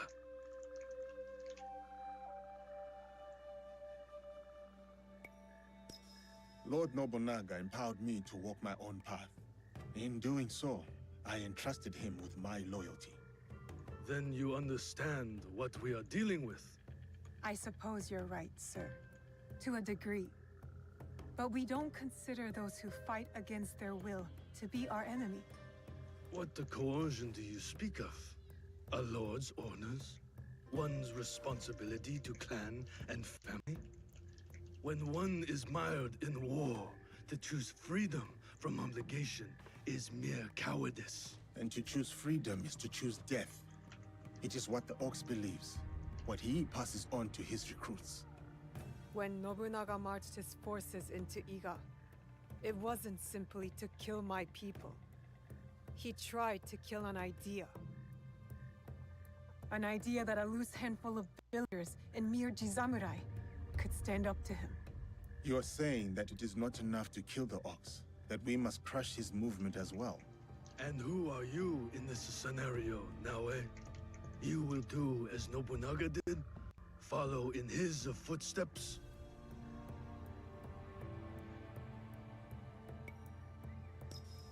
Agree with him or not, Nobunaga knew what he wanted and how to get it.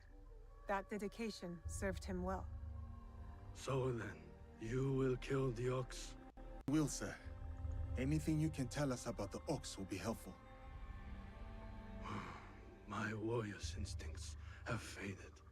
I have no plan for a counterattack. To engage him head-on at Miki Castle would be suicide. He took it with such speed. It took Lord Hideyoshi 2 years to conquer Miki Castle. We have less support and even less time. The Ox is a brute, but he's still a warrior. That means he has a plan of attack for us to find. It's not safe here. Where will you go? Kyokaji Temple. It is one of the few places the Ox does not yet know about. Find me there after you learn more.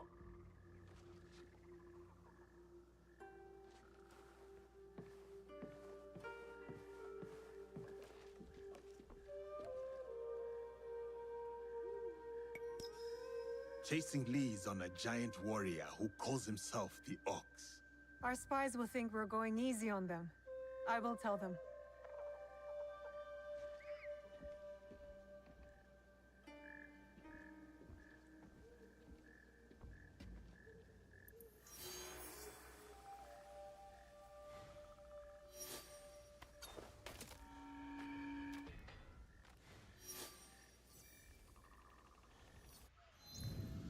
Okay.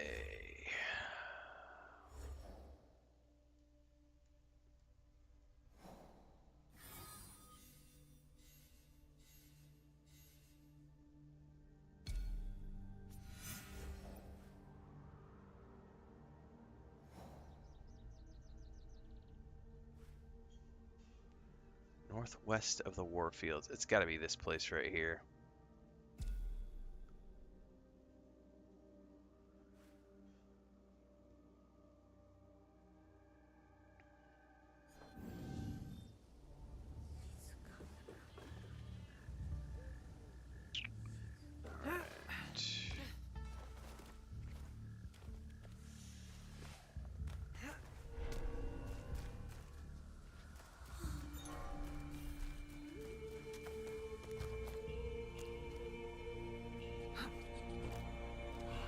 Up. Sweet. Oh, that is a long jump. Woo, buddy!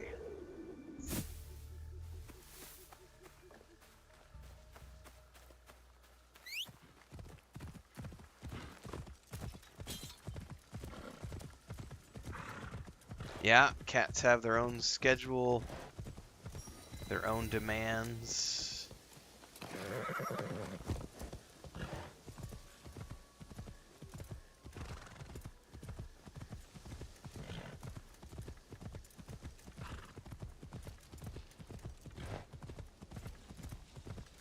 We are nothing more than cat slaves.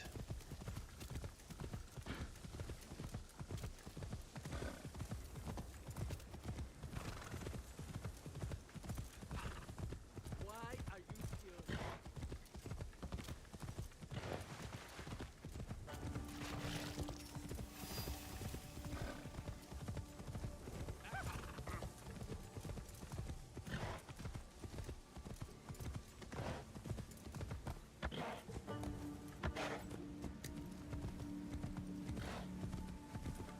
This is where the ox was positioned before he took Miki Castle. I should stay hidden here.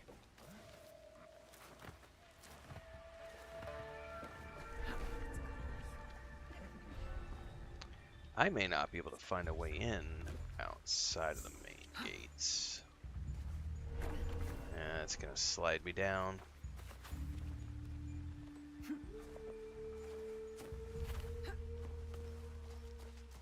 Oh, I might be able to get up right here.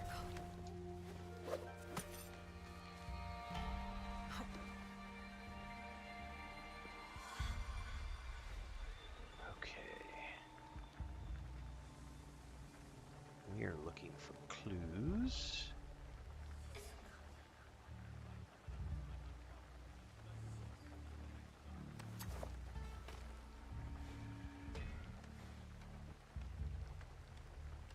By the way, is there a... There's not. Okay. We already had a full discussion on that at the beginning of the stream, Mistra, which will be clipped out and published on YouTube later on today. So stay tuned for that.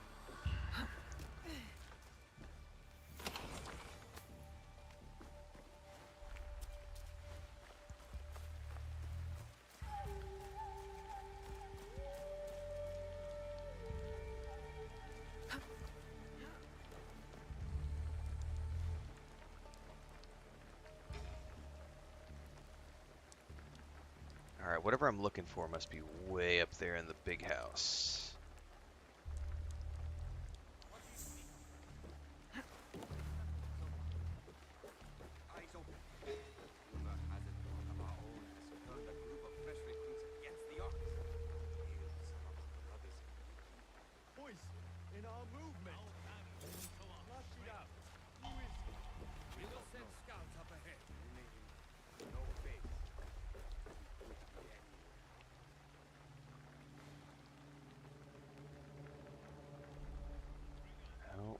Take care of that guy, probably. He's sleeping. I don't have to worry about him. The problem is going to be getting up this road. As soon as I hop down here, somebody's going to see me, I have a feeling. Found anything?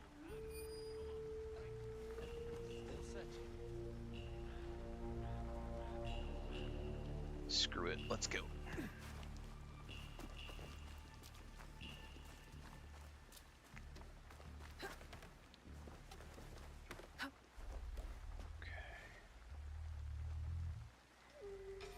Still nothing.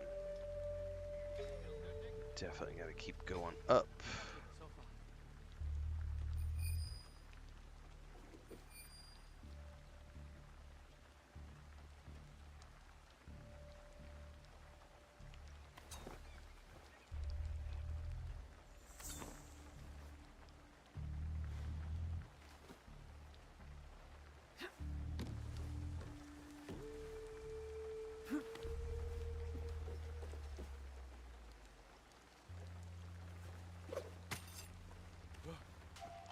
Shit, somebody saw me.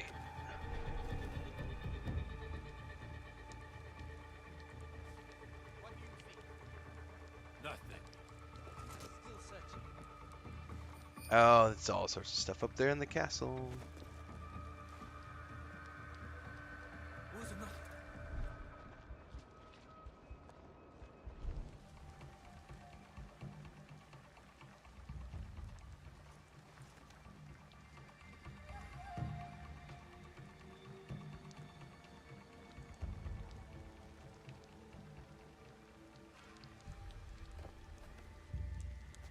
No.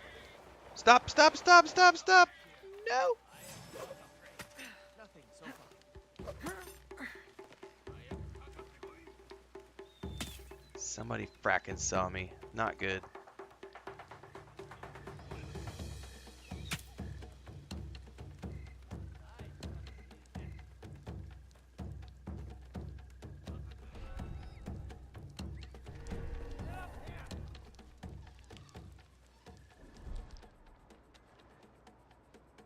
Man, I'm so screwed. And there's a freaking alarm up there.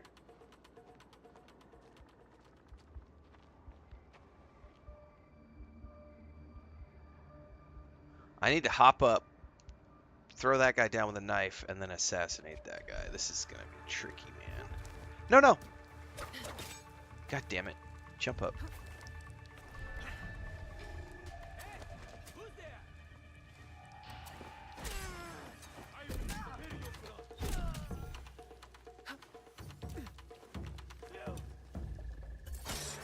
Oh, and he missed! He missed! Shit! No, that's not good. Phil's gonna get run. I am so screwed.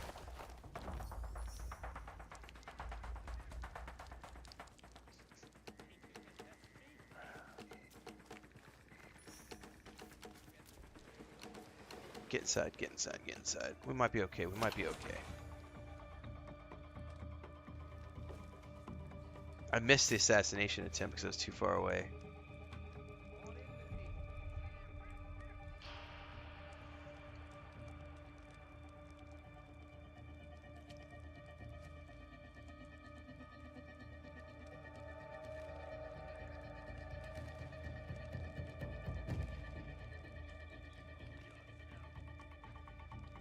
Did I finish the Death Stranding prologue yesterday?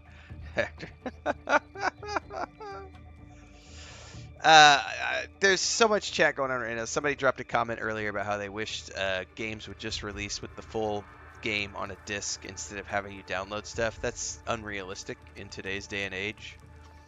Patches alone are gigabytes of information. The smallest patch size these days can be 8 to 10 gigs. It's just not realistic to do physical editions of games anymore. This goes back to this will be a slight discussion for a minute. This goes back to the discussion of why PC games are so often plagued by issues when a game does a multi-platform launch, and they'll have like a PS5 edition, an Xbox Series X edition, and the PC edition. Xbox and PlayStation editions of the game will be fine. PC editions of the games will be plagued with all sorts of problems, and you'll have some big YouTuber who will make a comment. He'll make a post about how the game is broken, it's a piece of garbage, don't buy it. Because he's having issues, or she is having issues. When it really comes down to, there are millions of combinations of chipsets, GPU sets, driver sets, etc. that make up all of these combinations. Different people are using different power supplies, different off-brand controllers, different everything, right? And so a company cannot, no matter how big they are, they cannot account for all of those variations, which is why it is a physical impossibility with games that are as complex as the modern games that we play, physically impossible for a company to accommodate every single person out there. When you have this guy with Windows 7, this guy with Windows 11, this guy with Windows 10, this guy with Mac, this guy with Linux, this guy with a 10-year-old driver, this guy with an 8-year-old driver, this guy with a 2-year-old driver, this guy who refuses to update for whatever reason because his controller doesn't work with the power source, which doesn't match his RAM set, so he's never upgraded his game or his drivers or his Windows edition, or he's running a pirated version of Windows, or whatever the case might be. There are all these millions of reasons that PC games can have problems, as opposed to a console game which has one console for everyone, one edition for everyone. And so the reason games can't release on physical media, where it's just a game on a disc and no patches ever, is because of those reasons. Like, it's a physical impossibility to have these massive games that are 250 gigabytes or whatever release and not need to patch them at some point down the road. So this is why it's completely unrealistic to want companies to go back to the good old days when they used to just ship a box and everything was in the box and you never needed a patch and you never needed anything that was you never needed anything other than was on the disc. Those days are gone, guys. Like, that was back in the days when games were 15 megabytes. Like, games today are like infinitely more complex than the games of 10 years ago, let alone 15, 20 years ago. So the days of a game launching in a box with a disc and that was it, that's all we ever needed was the disc, that's done. Like, those days are long gone. And we will never get back to that. Every game these days has an online component too. We're expected to be online and patch. You know, patches are 100% worth it for sure. Not every game is rushed because of shareholders and publishers. That's also a sort of I'm going to push back on that just a little bit because I've spent 10 years working in game dev. It rarely has anything to do with a game being rushed because of shareholders and publishers, and everything to do with the millions of individual combinations of chipsets, GPU sets, driver sets, Windows editions, operating systems.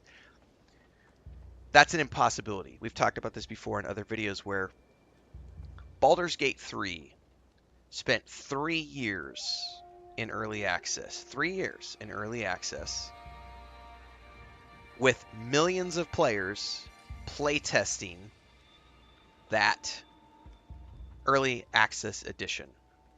The game launches out of early access and is an amazing game, but go read the patch notes that came 1 month after the launch of Baldur's Gate 3. There was more than 1,000 fixes in the first patch for Baldur's Gate 3.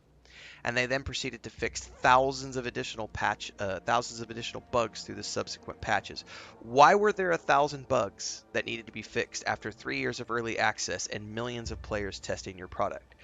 Because even though you had millions of players play testing your product in early access, there's a big difference between 1 million players play testing your product and 15 million players buying your product and playing it in the wild. Suddenly the number of things that can go wrong goes up dramatically. Not every company can do an early access like Baldur's Gate 3. Many companies have an internal testing pool. Let's say it's 100,000 people. Let's say they do open alpha or open beta weekends, and they get 100,000 people to come play their game on an open beta weekend. And they collect a ton of data and they find a ton of bugs from those 100,000 players. That's amazing. That's awesome. That's credible. That's the way to do it. But then they launch, and day one sales, 3 million sales on day one. The bugs that those 100,000 players found are nowhere near the amount of bugs that are going to be found by 3 million players playtesting across 3 million variants of chipsets, driver sets, operating systems, off-brand controller sets, power supplies, and etc. that PC gamers have around the world. So it is extremely...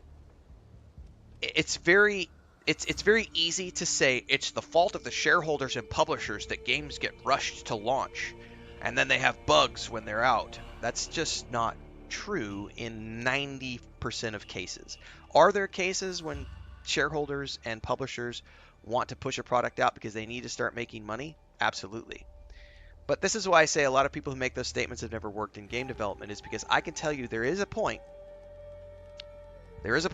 where you have to push a product out, even if it's not 100% ready, because payroll and people's jobs are depending on it. The Stalker 2 developers are a perfect example of this. They knew AI, they knew the A-Life or whatever it was called, they knew that wasn't working, but they said, our developers have been working under wartime conditions, we've made them move countries, we've been suffering, we're 2 years late, we have to push the product out the door.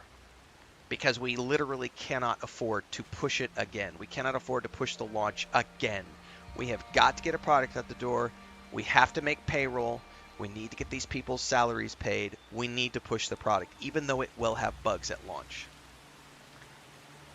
Now, it's easy to lay the blame on the publishers and the shareholders and say, yeah, but Cyberpunk, look at the Cyberpunk launch. Sure, that's a unicorn example of investors pushing for something. But there's also a reality of a studio having an operating expense that has to be paid. It's not always about corporate greed. It's easy to lay the blame, at the feet of corporate greed, because that's an easy low-hanging fruit target. But I promise you, the reality is so far from that in most cases. Not every case, most cases. It's anyway. I have to push back on that narrative when I see it pop up in chat, because it's just not true the vast majority of time. There are times when it is true, but not really. Not the vast majority of times.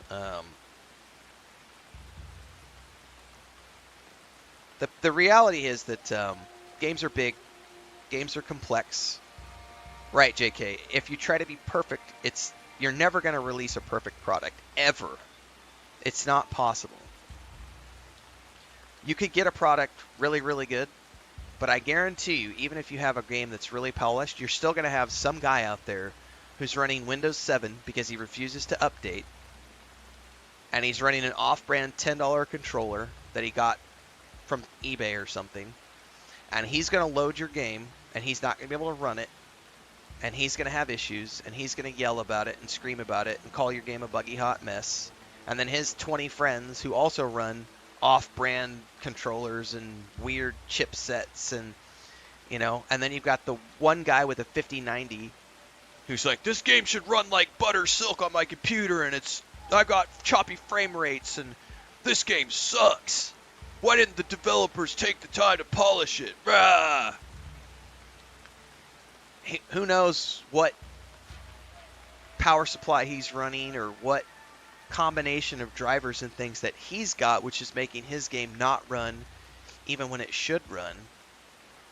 And those are the reasons why companies have to patch. And for that reason, we're never going to go back to the days of getting everything on a disc that ships, and then it's good to go. See ya. Have fun. Those days... I don't even think that's been a thing for 20 years. Like, I'm trying to think, when was the last game that I played that I didn't have to patch? Let's take a minute for me to think back on that. It probably would have been during... I want to say maybe Assassin's Creed 1, Halo 3. Like, that was back during, like, the Xbox 360 era, which is probably, like, back 2007, 2008. That's probably the last time I can think of that I didn't have to patch a game.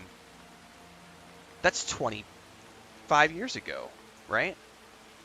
That was the last time I can think of not needing to patch a game. And I may be misremembering, and I did have to patch my games on the Xbox 360. I'm really hard-pressed to think about the last time I bought a game that I didn't need to patch. I mean, we live in the modern era where internet... Yeah, Baldur's Gate 1, Baldur's Gate 2. Like, yeah, I mean, we're literally in chat going back 25 years to find examples of games that we bought that we didn't have to patch. Like, I feel like that should be a conversation that needs to die out. Why don't we just ship games anymore? They're just come in a box, and then that's the only thing we need. Like, come on, guys. It hasn't been like that for 25 years.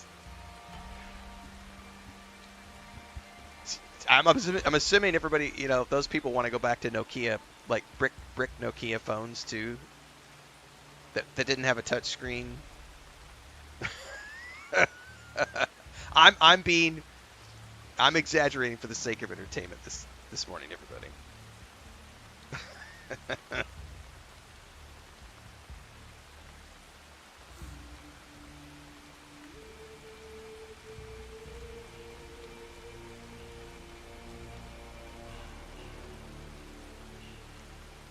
These damn newfangled inventions. I can't wrap my head around it. Why can't we go back to simplicity? I want to sail across the seas in a wooden ship because I don't trust them airplanes. They got to do patches and stuff, and I just can't trust them. Why can't we just sail on the ship that got built in the harbor?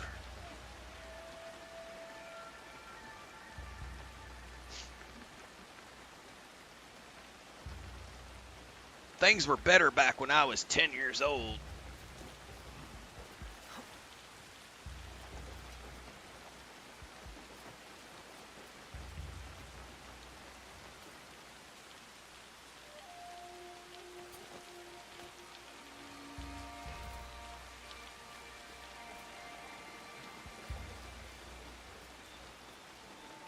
I think I gotta go through here.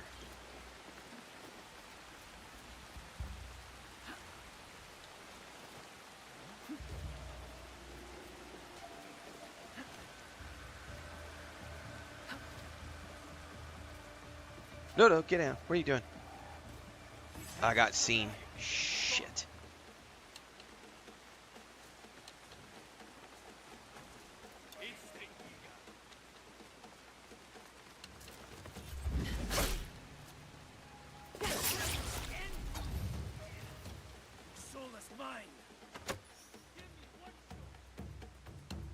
If I only have these two, I should be okay. They vanished.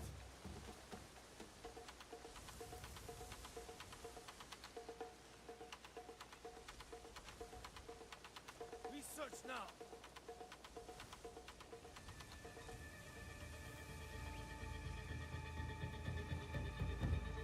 So I know why that bugged out of me there, because when I'm walking here, it's pushing me up that log pile, even though I just wanted to walk along the edge of it.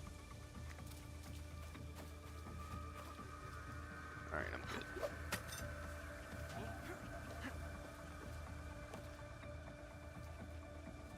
Good thing is I dispelled the alarm, so no one can trigger the alarm. Oh, patch 8 that's getting ready to come up for Baldur's Gate 3, which is the final patch. It adds 12 new subclasses. Like, that should be a DLC. They should totally charge like $25 for that, for patch 8, because it's 12 new subclasses. I mean, that alone is like a DLC's worth of content. Easily.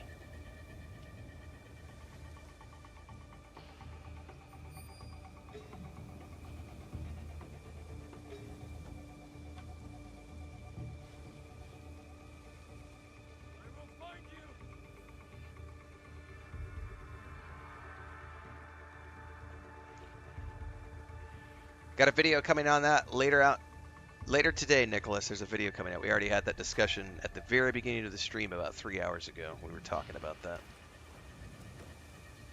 There's two of the things that you talked about. We have videos coming out on. One is the price point, and the second is the myth of value for time. That's another video we're clipping out today.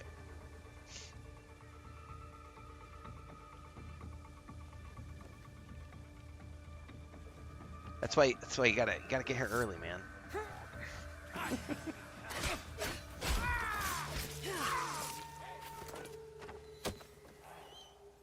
It disappeared.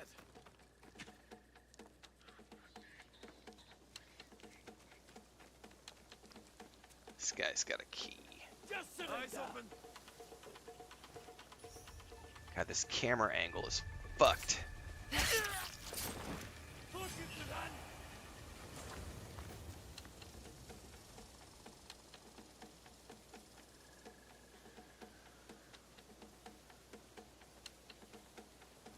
Go see what that was. What?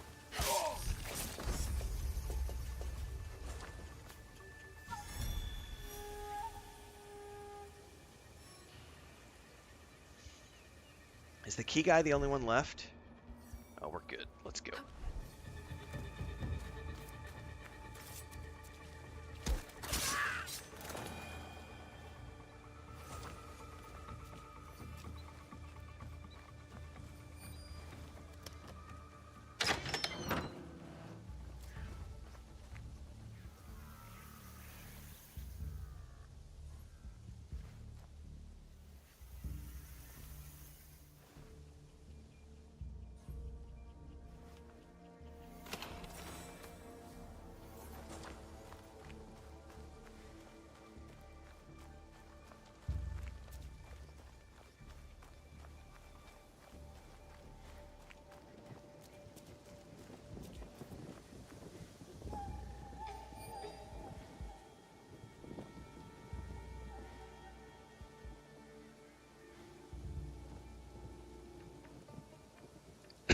Excuse me.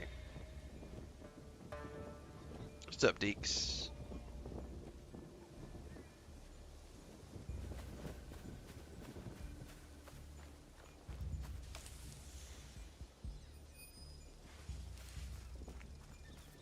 Someone took the Oh time shit, to block that's the not an path open to window. that chest. That's an open window. Not an open window.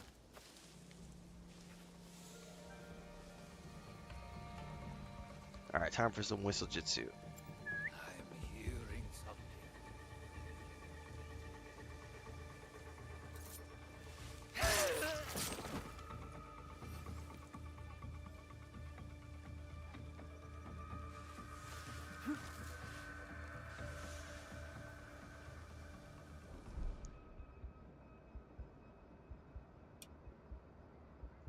Can I get around and get to him? I might be able to. He's facing the other way.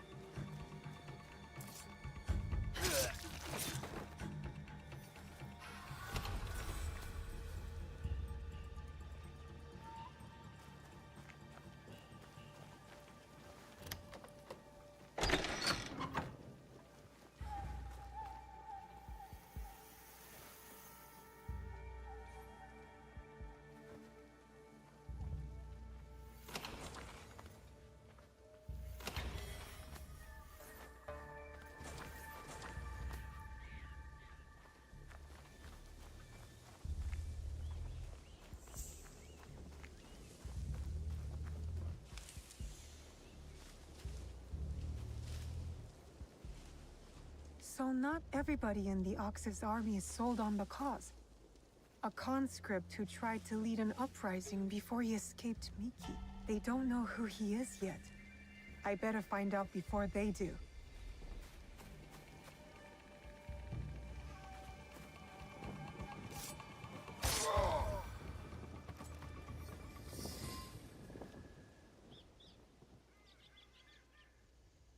Anyway, by the battle way, plans. Mister, thanks for the membership. I missed that earlier. Welcome back.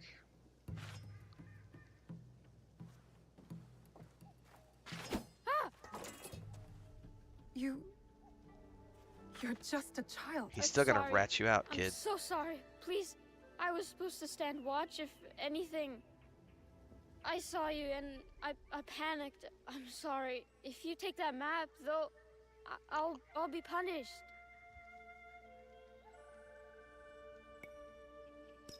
I will not hurt a child. But you killed the commander. If I let you leave, they're gonna kill me. No, they won't. Trust me. If you say so. Why are you play acting as a soldier with these men? I heard the Ox speak. He promised everyone we could avenge our dead. I dreamed of going to Miki. Never learning even how heard our of best it, warriors barrister. there, like the Tsuno. But a conscript there, also tough.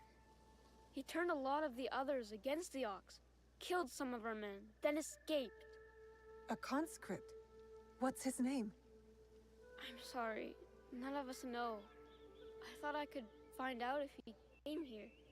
Prove myself, maybe be the one to, you know. And you thought it was me? You were prepared to do what was necessary?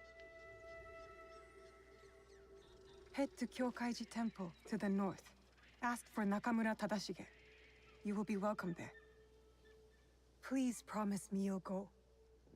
And hopefully you survive the journey. As you go trekking across bandit-filled land as a 10-year-old child.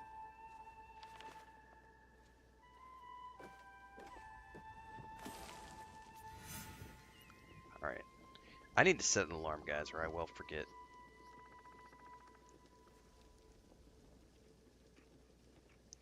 About my doctor appointment this morning.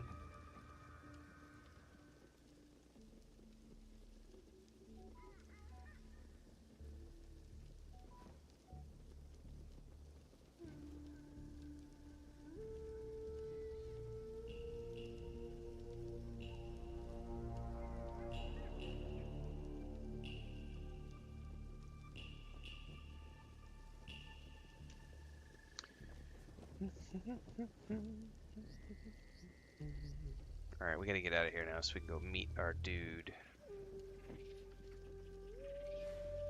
I could have sworn I already shot this down.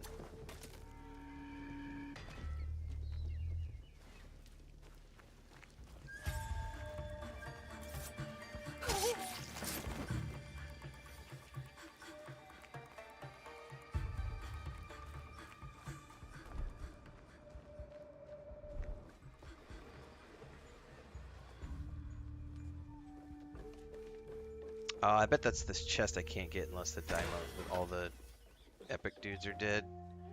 Daishos, whatever they're called. Yep. A waybill. Wartime supplies for Miki Castle. This could be a way in. Alright, we should be able to just eat out of here.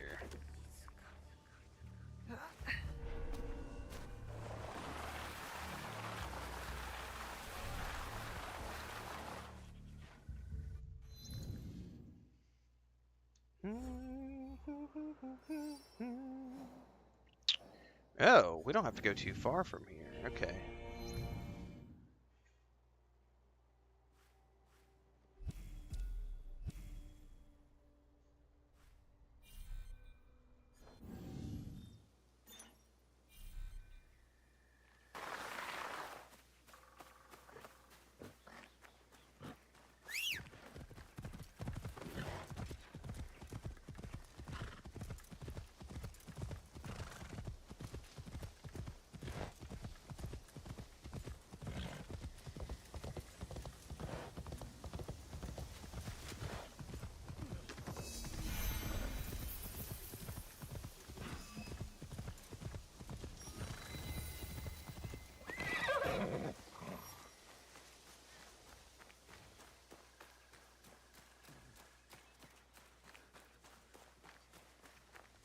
Please give this to someone who needs it most.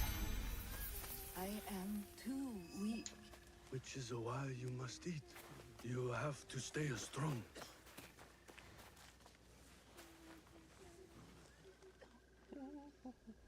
Who was that woman? A survivor of the massacre at Tanjo-san. The only family she had left was her grandson. And now he's gone too. Did you find anything useful in Hirayama? The lead was solid. We found the Ox's battle plans for Miki Castle.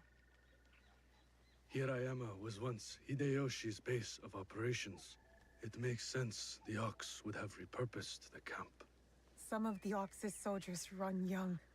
To Basho Harumasa, anyone willing to pick up a sword and march under his banner is a warrior, no matter the age. Many of his soldiers are just peasants lured in by his talks of justice. His enemies will hesitate to kill them. Not all his men believe in his cause. I heard of one who went against him and nearly lost his life before escaping. Perhaps he could convince his fellow conscripts to step aside. Show me those plans you found. They might have a clue on how to proceed.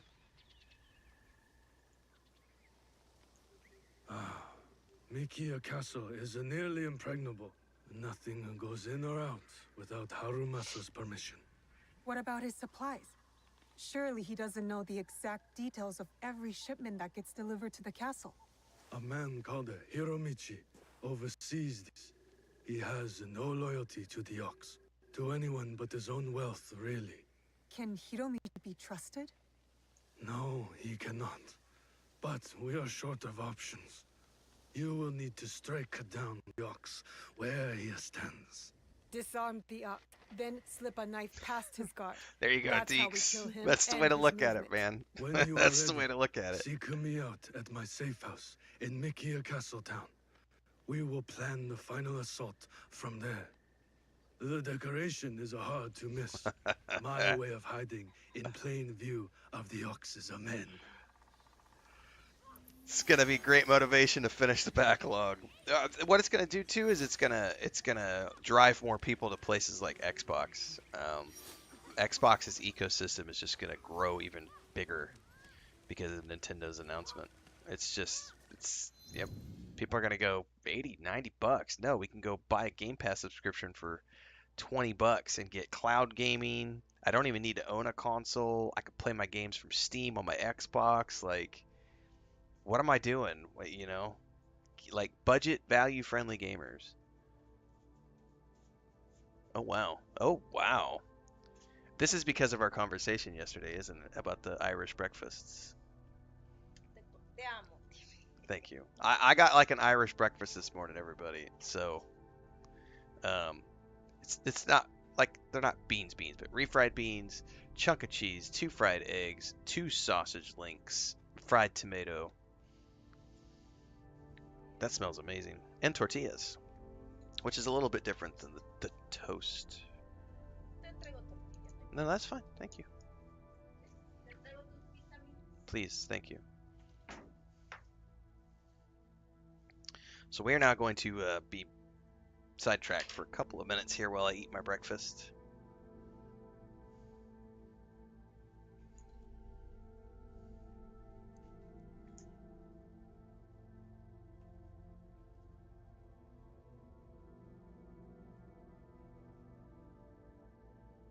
Yeah, you're not wrong, United. Buying GTA 6 for the same price as Mario Kart is going to be nuts.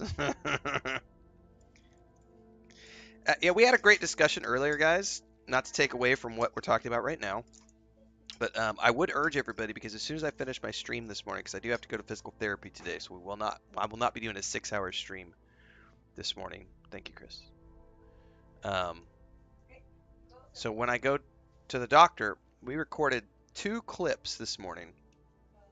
One of which was talking about the $90 price point, $80, $90 price point of the new games from Nintendo and why that's bad. We also have a video coming out about the value for time discussion. And then we also just, there's a bunch of videos that are going to come out later today. So, not to take away from the conversation that we're having right now, but just to remind people, if you weren't here for those conversations earlier in the stream, to stay tuned, because once I wrap things up here this morning, I'll get at least the first one pushed out. We'll get the Nintendo discussion pushed out while I'm at the doctor. Oh my god, my mouth is watering so hard right now. Shout out to my wife for an amazing breakfast. Nope, Frodo. Hang on. Hey, Chris.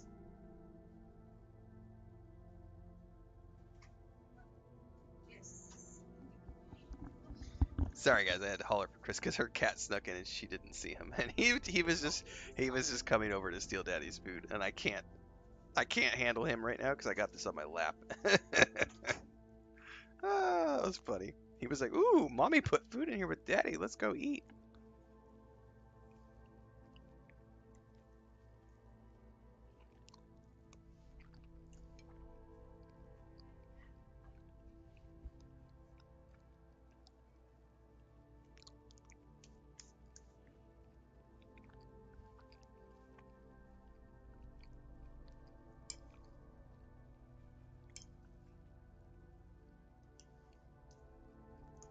Hey, no worries if you're sleeping when I start. That's why I clip videos out. When we have interesting conversations, I will always get those clipped for videos because it's great content for YouTube later.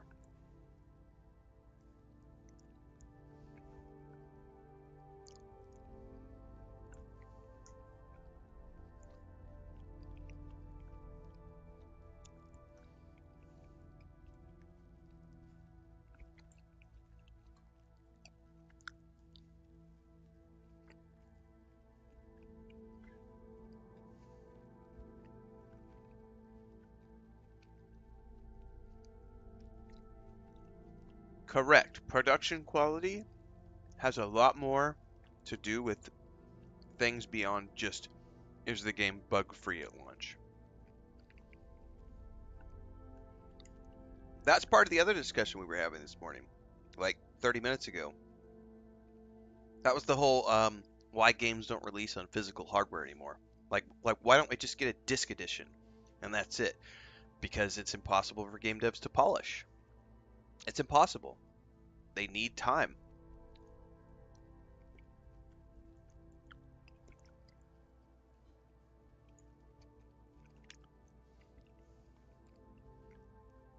You're not going to get the millions of combinations of things that can go wrong until you launch the game live.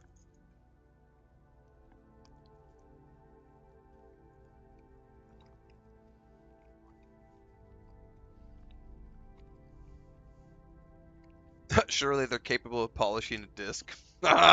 Heckler coming in, but tis.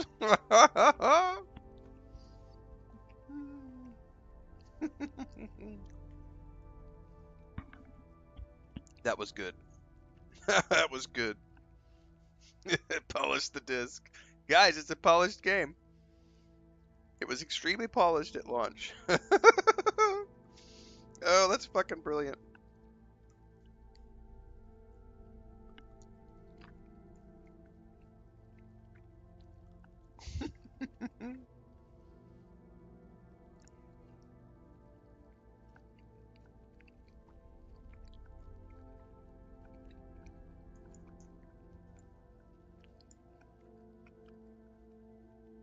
No one could accuse him of lying.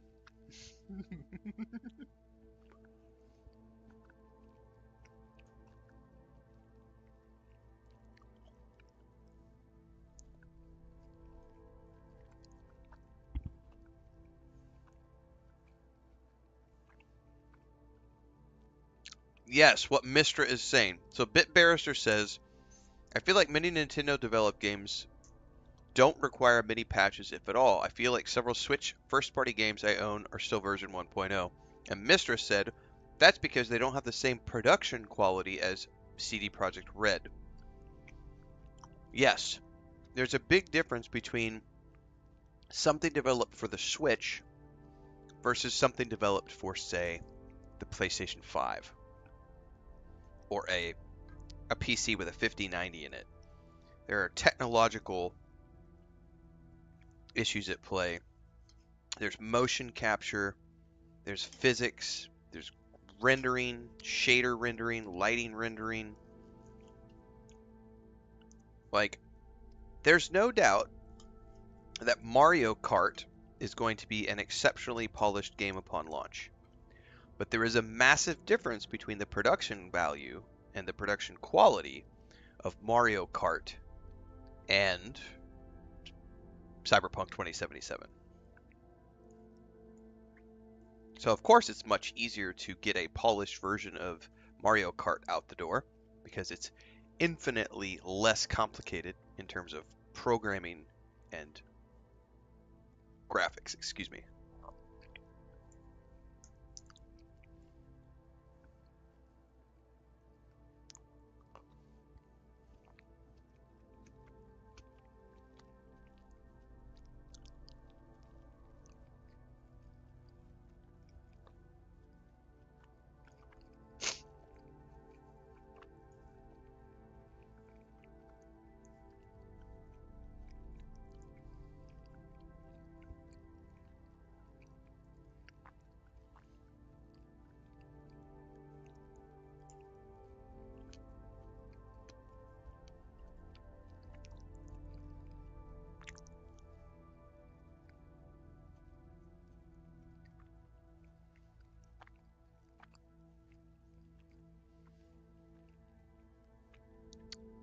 That's going to be the value part of the discussion, Mister, which is one of the other videos we cut this morning.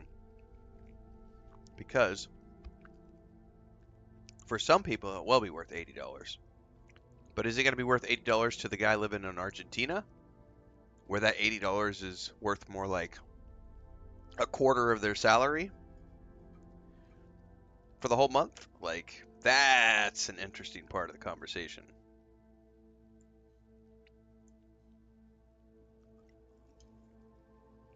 That's when we get into whole Nintendo is putting itself in the position of becoming the Apple of gaming, which is not necessarily a good thing. It's certainly not good for gamers. What's up, Kitten Sunshine? Good morning.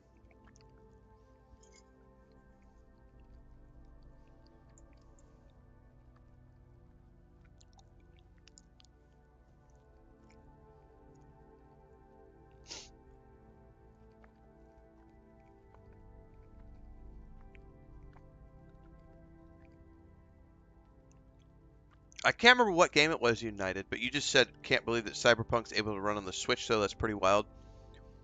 Yeah, somebody just announced this morning. I can't remember what game it was. It's like a recent, really complex game. Oh, it's Star Wars Outlaws, I think. Was it Star Wars Outlaws? Somebody said something like, hey, we're going to now be available on the Nintendo Switch 2. And I went, that's pretty impressive. It's like a really technologically advanced game. So, it's cool that they can make that stuff work.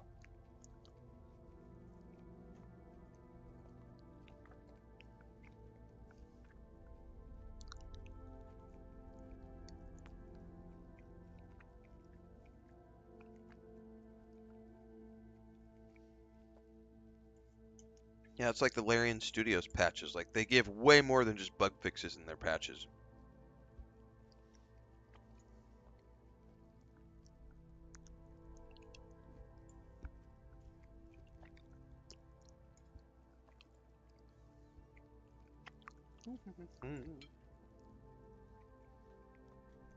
Matter of fact, I'm going to go to Twitter right now.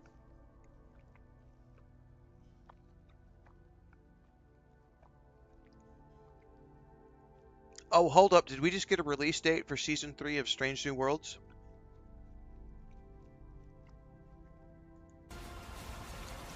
Hang on. Kill the audio or I'm going to get a copyright.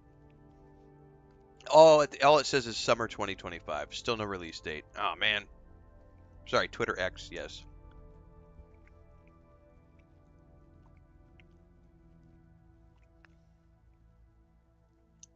Now, I don't think they'll have any problem selling, but their ecosystem is going to get even smaller.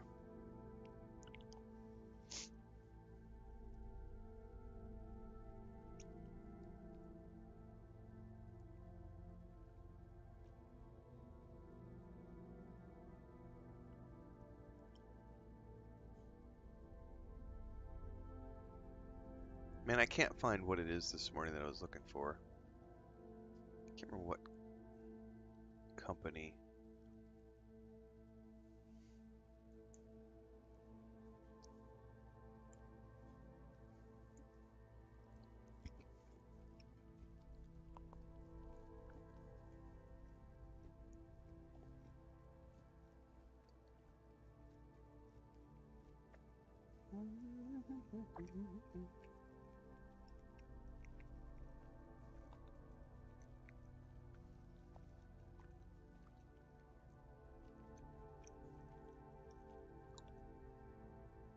I'm trying to find the post of what game it was coming to the Nintendo Switch, and I remember looking at it going, that's impressive.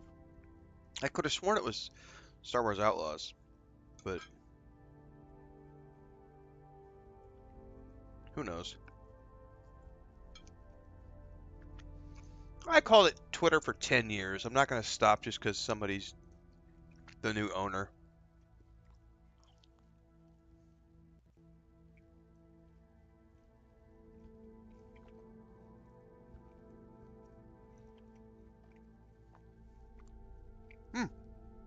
It was Star Wars Outlaws. I just found the tweet. Massive Entertainment retweeted this morning and said, Star Wars Outlaws is coming to the Nintendo Switch 2 this year. So, I wasn't misremembering.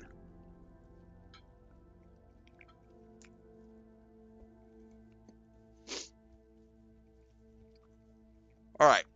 Shout out to my wife for an amazing breakfast, as always, allowing me to stay here, be live. As many hours a day as possible.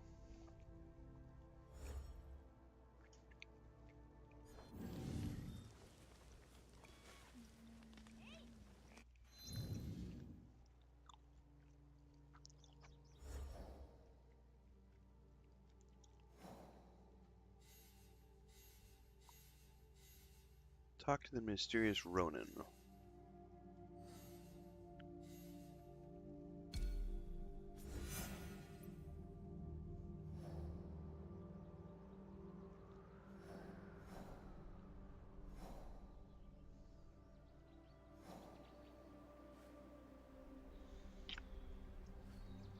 Alright, north of the docks.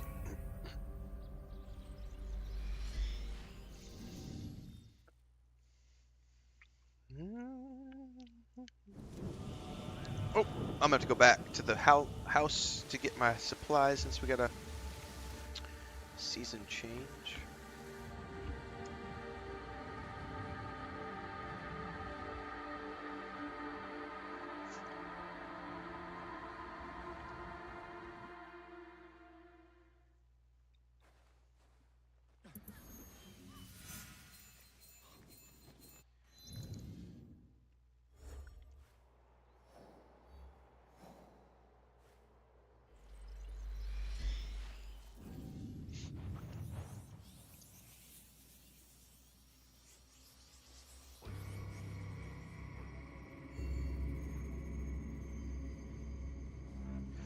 Cletus!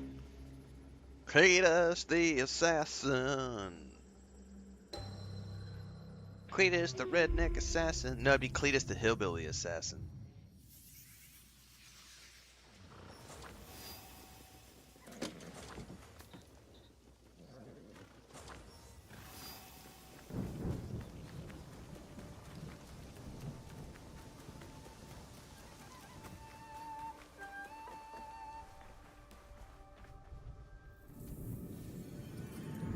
Cletus the slack-jawed assassin. There you go. Alright, all my main buildings are upgraded. So...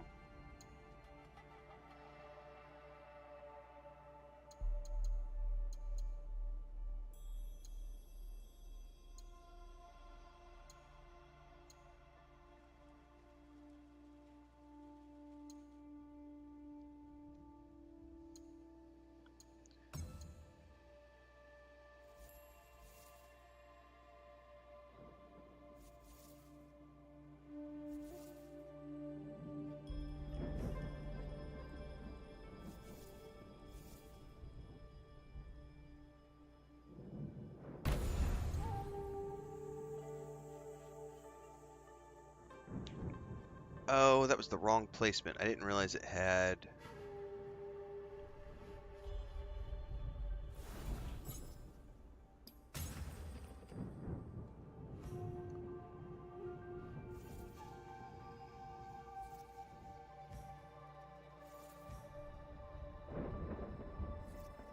It's gonna be too close to the...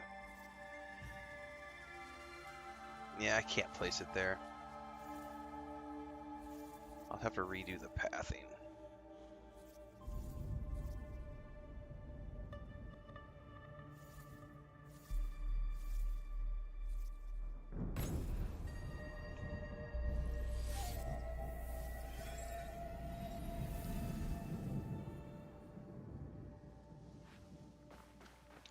I don't believe I have enough to do any upgrades to my gear, but let's go check out anyway.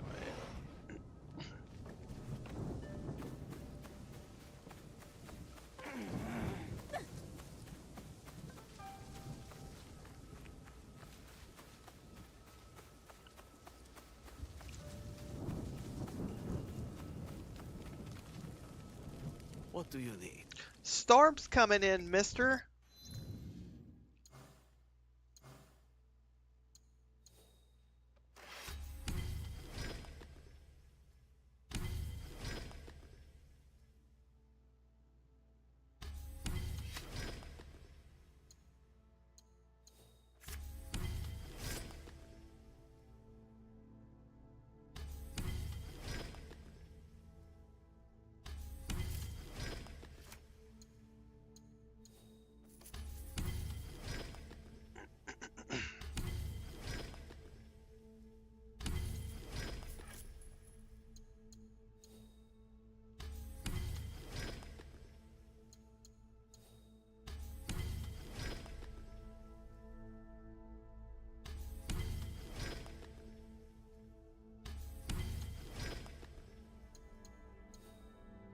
That's a creepy ass mask.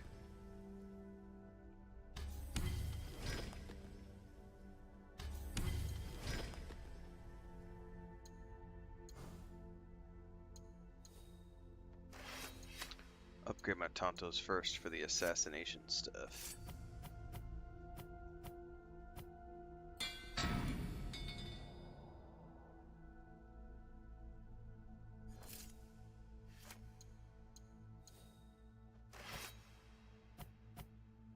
Nope, I don't have enough for the upgrades.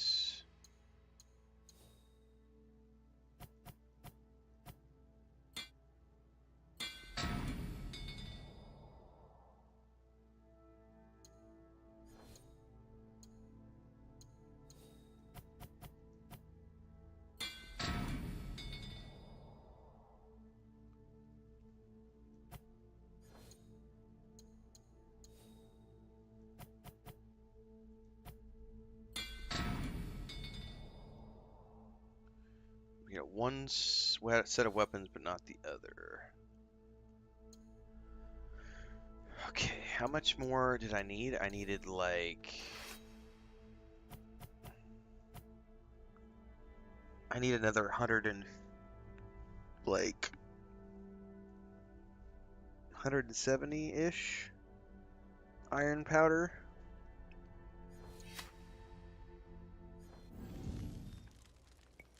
Go safely. Let's go check the iron sand. Sorry. Wait, did I just get more of it from the decons, or did it track the decons and then... Hello there. I think it tracked it internally and it just showed up on screen because I was exiting out, but just to be safe. Yeah, yeah. Thank you.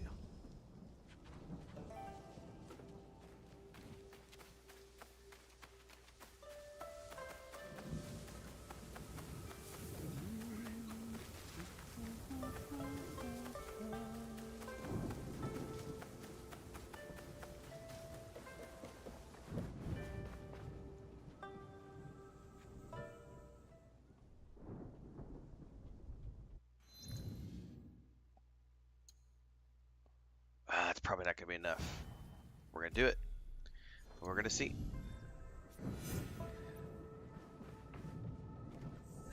What's up? Not quite. Here in a little bit. Why? Hang on. Did he escape?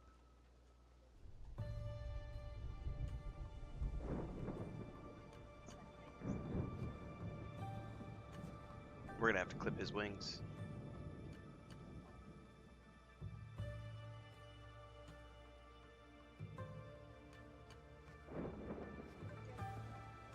Yeah, but if he's doing that now, he's gonna start. Yeah, he's gonna go. He's no. Hang on. Can you replay that? I don't know where the video went. I gotta show the stream.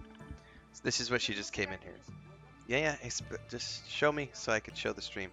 So we have these ducks. They're like 6 months old. Chris just went outside. So there's like a really tall, it's like 6 feet tall, 7 feet tall chain link fence next to our property.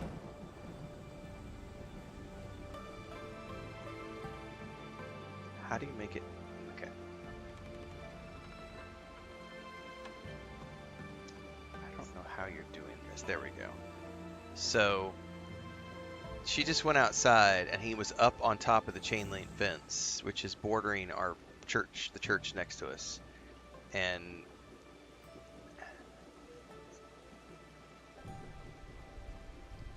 yeah, he's up there. That's the male. He flew up there on top of that fence this morning, just a few minutes ago. So they don't have their wings clipped, but he has been progressively getting out of the places where we put them, and now he's and the thing is like if he goes from there, he can jump onto the, like, he's gone at that point. He'll be up on top of the what?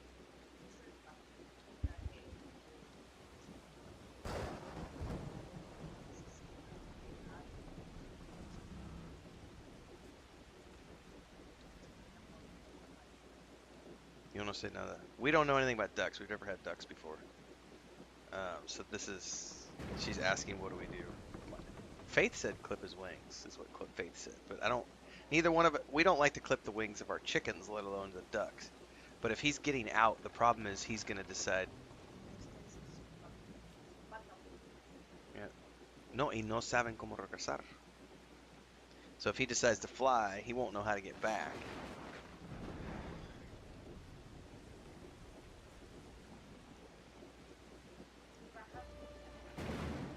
And the problem was, she said he got up on the fence and then he couldn't figure out how to get back down.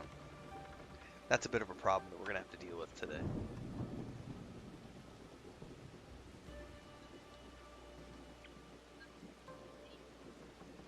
Is this a different video? It's a different video.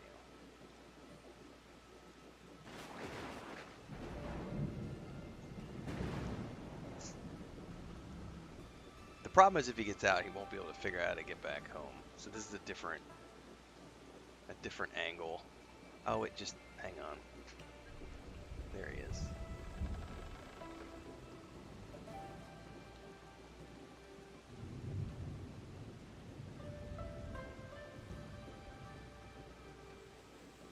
That's not good. That's not good. Yeah, we're gonna have to sort that out today. I don't like the idea of clipping his wings, but at the same point, like we were not in a position to have ducks. We were gifted the ducks, and so it's like we have accommodated them. We gave them a little pool. We've been documenting all of this on the Homestead channel. Like she's got like 12 or 15 eggs now. We're hoping she's gonna start brooding soon. But you know, every day when he goes out, he runs around the yard, flaps his wings, and jumps up and flies a couple of feet, but apparently this morning he decided, oh, I can get all the way up on top of this fence. That is a problem.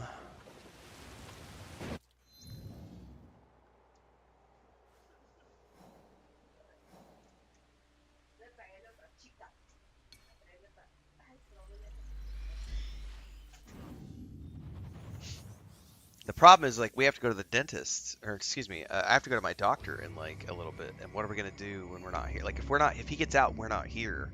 That's the big problem.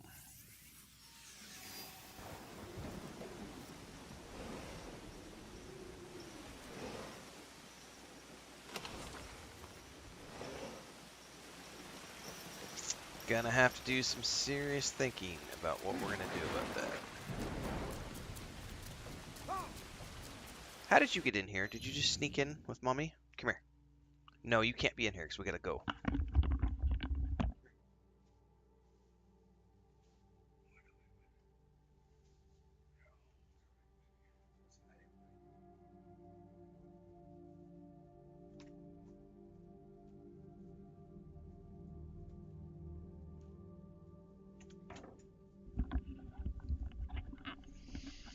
Always something new at the homestead.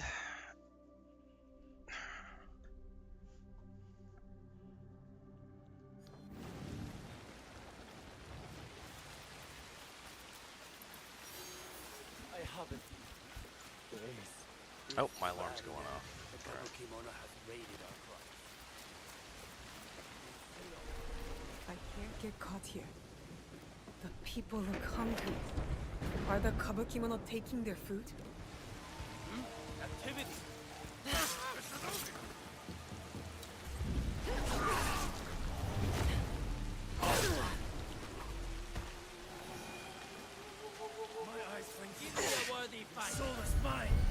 Oh shit, there's a general in here. Alright, hold up, I gotta back out.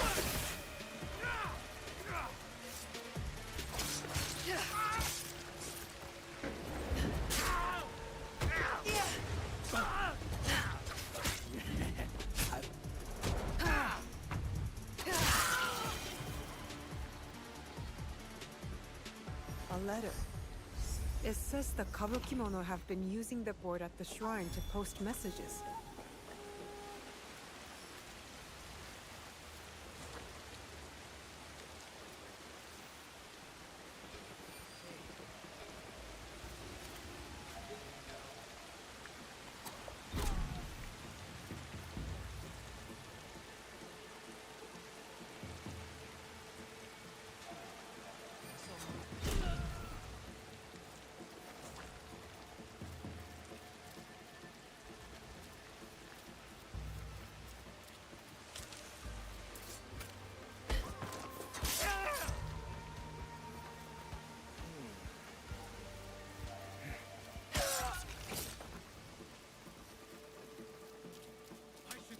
Right now.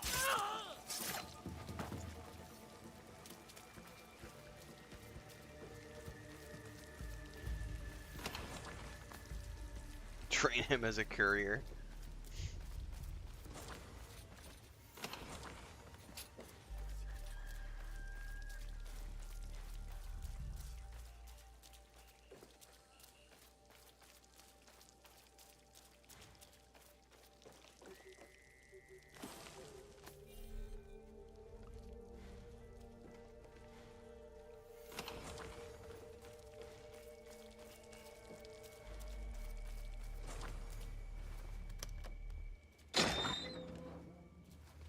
that's kind of stressing me out right now because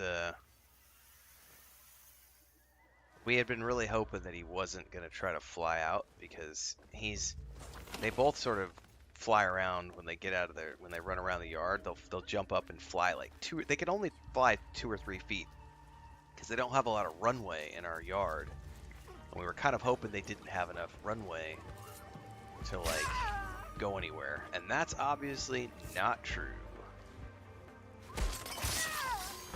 Did she just get back up again?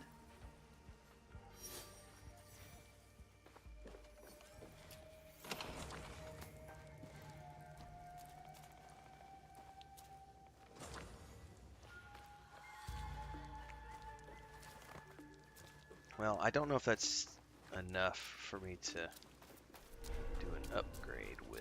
We're gonna go back and see.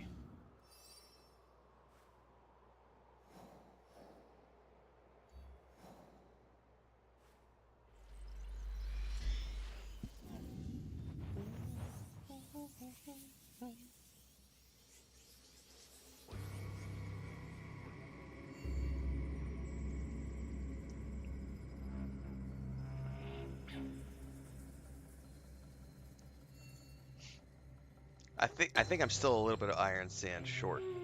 And the problem is I don't have any vendors that I can...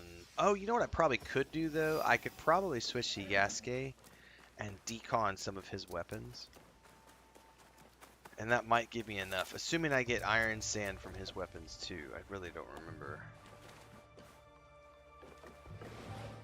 I'm also gonna need to upgrade his stuff to level 40 as well.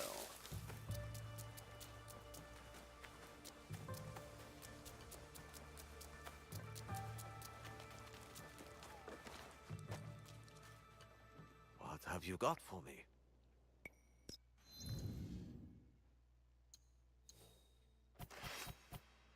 Yay! It was enough.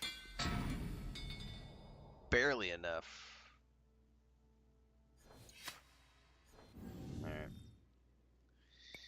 Cool. Alright, well that's where I gotta leave this morning, everybody, because I got to go get ready for my doctor appointment today. Theoretically, hopefully I have a doctor appointment. If he's there this time.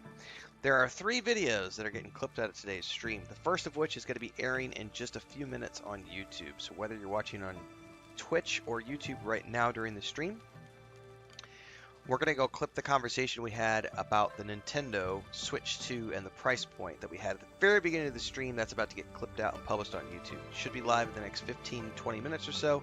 So stay tuned for that. And then I've got a couple other videos that get clipped out throughout the day. I will be back with a second stream today at some point. Thank you, Deeks. We're going to be playing RoboCop Rogue City. We're going to start that playthrough today. Probably do a couple days of that, and then this weekend, I'd like to go do a little bit more Division 2 at some point, because I still have more stuff I can clear there, and I did get like 10 Ultimate Edition keys that I can give away. I got those from the Ubisoft team for Division 2. So at some point we're going to go play some more Division 2 this month and give away those keys as well. So stay tuned for that. But this afternoon will be RoboCop Rogue City. We're gonna try that out. But for now I got to go clip these videos out, check with Chris, figure out what we're going to do about the ducks, go to my doctor's appointment, see if I can't find a new dentist to go to, and then come back and be ready for this afternoon's stream. So I'll catch you guys later. Thanks for those of you who were here this morning. We'll be live again tomorrow morning, bright and early, for more Assassin's Creed Shadows as we continue to try to wrap this thing up bright and early at around 5 a.m. Central every single morning on YouTube and Twitch. See you next time.